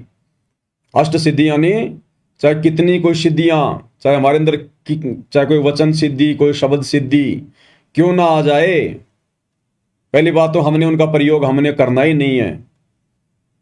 हमने तो जो मर्यादा गुरुदेव ने बता दी, जो नियम बता दी, उस आधार से अपनी भक्ति करनी है। हमने बिल्कुल भी ना कोई इच्छा करनी है, चाहे परमात्मा हमारे ऊपर कितना ही धन क्यों ना बरसा दे, हमने कोई अहंकार भाव में नहीं आना है। बिल्कुल सिंपल तरीके से हम एक भगत हैं, बस एक जीव हैं, और हमारा एक ही टारगेट है, यहां से छुटकारा प्राप्त करना, अपना आत्म कल्याण करवाना। तो चाहे अष्ट सिद्धि आओ, चाहे 9 निधि आओ, चाहे परमात्मा धन बरसाए, चाहे गरीबी में रखे, चाहे हमारी कोई बढ़ाई करे, चाहे बेइज्जती करे, चाहे कोई निंदा करे, हमने हर प्रकार से जीवित मरने वाली रिहर्सल करनी है। जीवित मरने वाली, जब आदमी मर जाता है तो मरने के बाद कोई रो रहा है, कोई उसके अच्छे कर्मों की उसकी बढ़ाई कर रहा है कि बड़ा अच्छा आदमी था, इतने अच्छे अच्छे काम किए इसने। कोई रो रहा है कि हाय मेरा बेटा मर गया, मेरा बाप मर गया। साइड में 2-4 कोई मेरे जैसे कोई गालियां भी निकालते रहते हैं कि अच्छा हुआ मर गया, निकम्मा आदमी, एक धेले का नहीं था। तो वो मरने वाला कोई प्रतिक्रिया नहीं देता है, चाहे कोई उसके अच्छी गीत गाओ, चाहे बुरे गीत गाओ, वो तो मुंह फाड़ के पड़ा है। तो इसी प्रकार परमेश्वर कहते हैं जीवित मरना वही है, यो गुरु ज्ञान विज्ञान वाणी, जीवित ही जग जग में मरो। कि वास्तव में तत्व ज्ञान को समझना और अपने गुरुदेव के वचनों पर चलना, उनकी वाणियों पर चलना, असल में यही है कि तुम जीवित मर जाओ। और जिस दिन भगत ने अपने आप को जीवित मरना समझ लिया, जीवित मरा हुआ मान लिया, समझ लिया, उस दिन परमात्मा फिर हमारे ऊपर रजा करेंगे, दया करेंगे। फिर एक कथा बताई गुरुदेव भगवान ने कि जीवित मरने पर ही कैसे मुक्ति मिलेगी, मोक्ष मिलेगा, उसके बिना नहीं मिलेगा, चाहे हम कितना ही कुछ शाणे बन जाएं। हम भक्ति मार्ग में शाणपत तो चलती नहीं है, चतुराई तो चलती नहीं भक्ति मार्ग में। यहां तो भोला बन के, दास बन के, अधीन बन के, पागल सा बन के, मूर्ख सा बन के, तब हम यहां से मोक्ष प्राप्त कर सकते हैं। तो गुरुदेव ने बताया कि एक सेठ जी था, एक तोता पकड़ के ले आया, पिंजरे में डाल दिया और काफी दिन हो गया। अब तोता भी काफी प्रयास कर रहा था, लेकिन पिंजरा तोता कैसे तोड़े। अब सेठ जी था सत्संगी आदमी। अब तोते ने दिमाग लगाया, तो जब सेठ से परिवार सत्संग सुनने जाने लगा तो तोते ने कहा कि सेठ जी एक प्रार्थना है, बता भाई। गुरुदेव से मेरी अर्ज करना, मेरी प्रार्थना करना कि गुरुदेव ऐसे ऐसे मेरे घर पर एक तोता है और उसने ये पूछा है कि मेरी मुक्ति कैसे होगी। तो बोला ये तो कोई बड़ी बात नहीं, मैं पूछ दूंगा गुरुजी से। चले गए, सत्संग सुना। आते समय सेठ जी को ध्यान आया कि तोते राम ने प्रार्थना की थी। गुरुदेव के पास गया, सारी बात बताई। अब जब वो तोते वाली बात बता रहा था सेठ जी अपने गुरुजी से, उसी समय गुरुजी एकदम चक्कर खा के गिर गए, बेहोश हो गए। अब सेठ जी ने देखा भाई ये तो गुरुजी मर गए, तेरे ऊपर हत्या का मुकदमा लगेगा। चुपचाप निकल लिया वहां से। घर पे आया, तोते ने पूछा सेठ जी मेरी प्रार्थना लगाई गुरुदेव से। सेठ ने कहा निकम्मे, काहे की तेरी प्रार्थना, मरवा देता तू मेरे को। क्या हुआ? बोला जब मैंने तेरी प्रार्थना गुरुजी से लगाई ना कि गुरुजी हमारे घर ऐसे ऐसे तोता है और पिंजरे में रहता है, और उसने कहा कि गुरुजी से प्रार्थना करना कि मेरी मुक्ति कैसे हो, इस पिंजरे से मेरी मुक्ति कैसे हो। तो नालायक उसी समय गुरुजी तो चक्कर खा के गिर गए, नीचे बेहोश हो गए। मैं तो आ गया, शुक्र मना किसी ने देखा नहीं तो हत्या का मुकदमा मेरे ऊपर लग जाता। अब उस संदेश को, गुरुजी के संकेत को वो सेठ नहीं समझ पाया, लेकिन तोता समझ गया। तोता समझ गया कि अगर इस पिंजरे से मुक्ति प्राप्त करनी है तो क्या करना होगा। रात हुई, सबने खाना वाना खा गए, सो गए।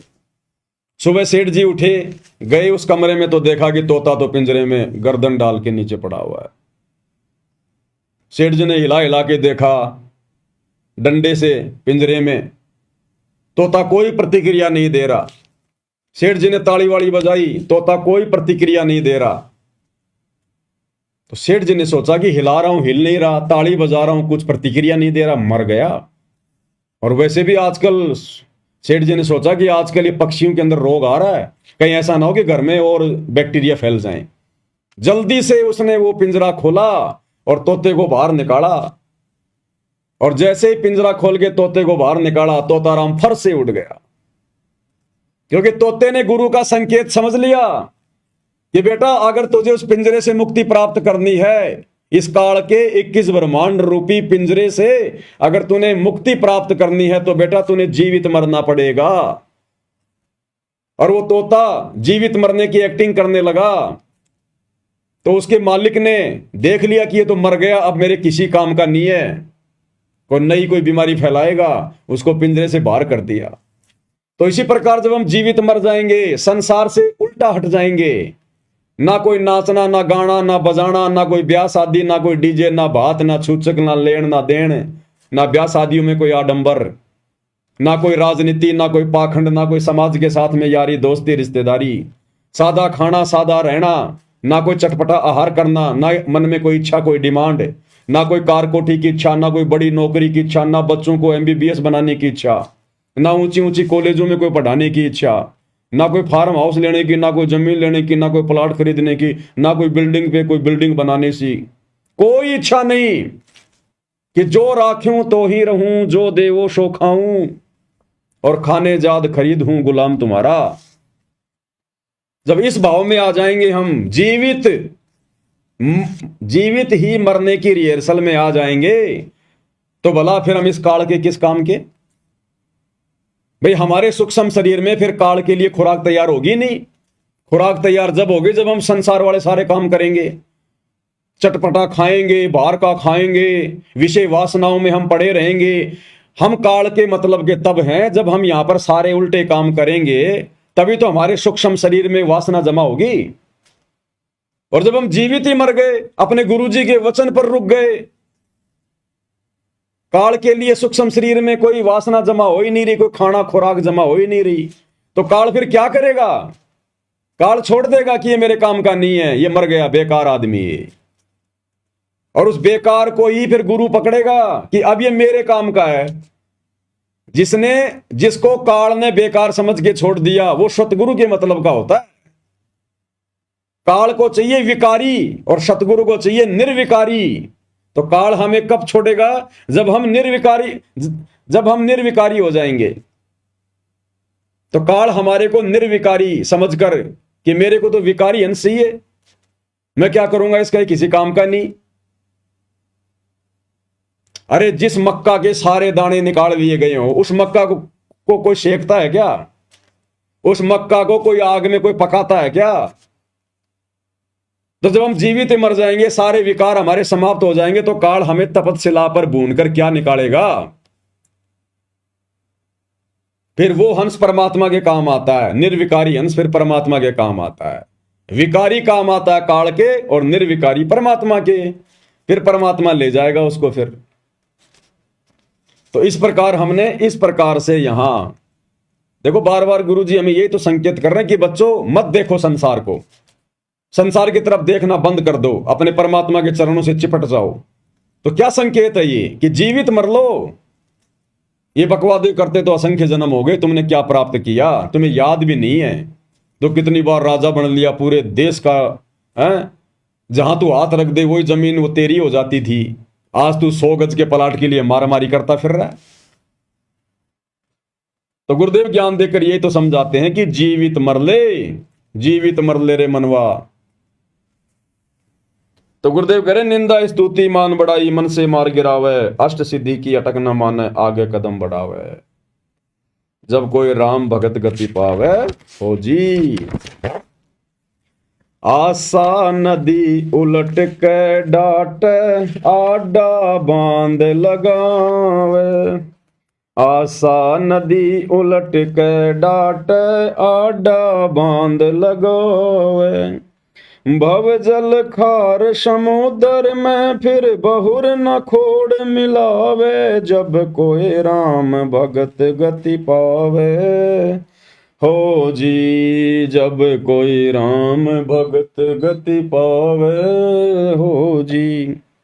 आशा नदी उलट के डाटे, ये मन में उठने वाली इच्छाएं, आशाएं, ये कर लूं वो कर लूं, बेटा पढ़ा दूं, नौकरी लगा लूं, कोठी बना लूं, एक प्लॉट ले लूं, ये तरह तरह की जो मन में उठने वाली इच्छाएं, परमात्मा कहते हैं इनको रोके, उलट के डाटे, परमात्मा के ज्ञान आधार से इन पे रोक लगावे और आडा बांध लगावे।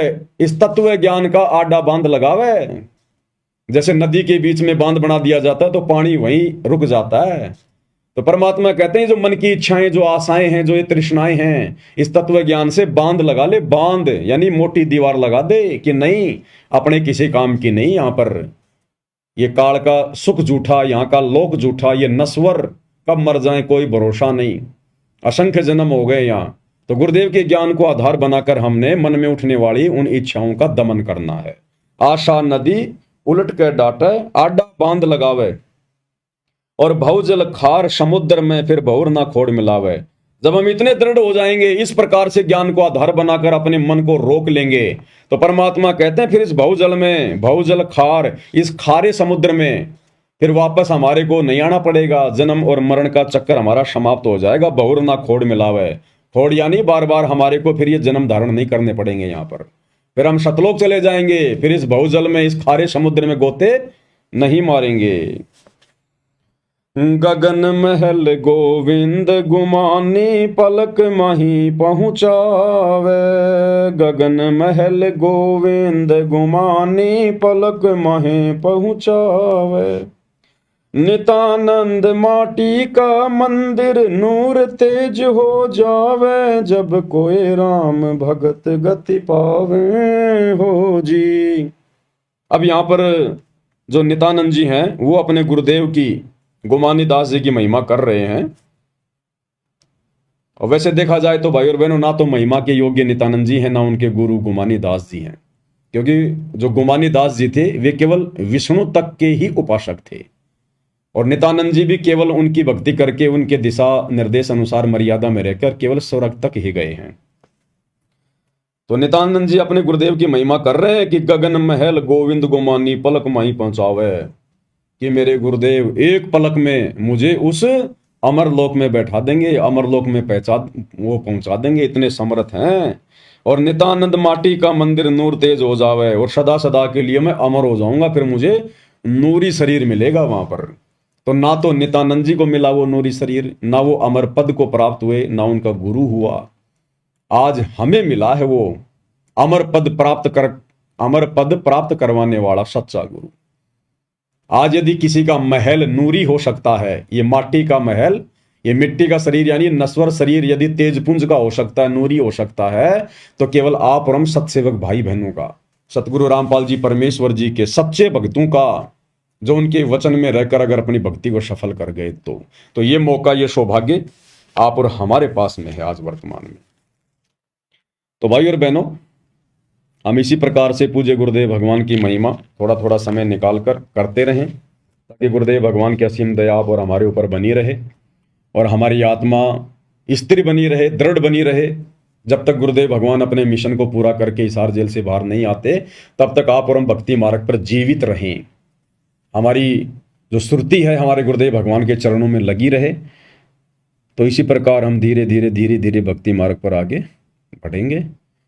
तो आज की वीडियो में केवल इतना ही। गुरुदेव भगवान हम सबको आशीर्वाद दे, आज्ञा दे, सद्बुद्धि दे और इसी प्रकार हमें भक्ति मार्ग पर चलाते रहें। बंदी छोड़ सतगुरु रामपाल जी परमेश्वर जी की जय हो।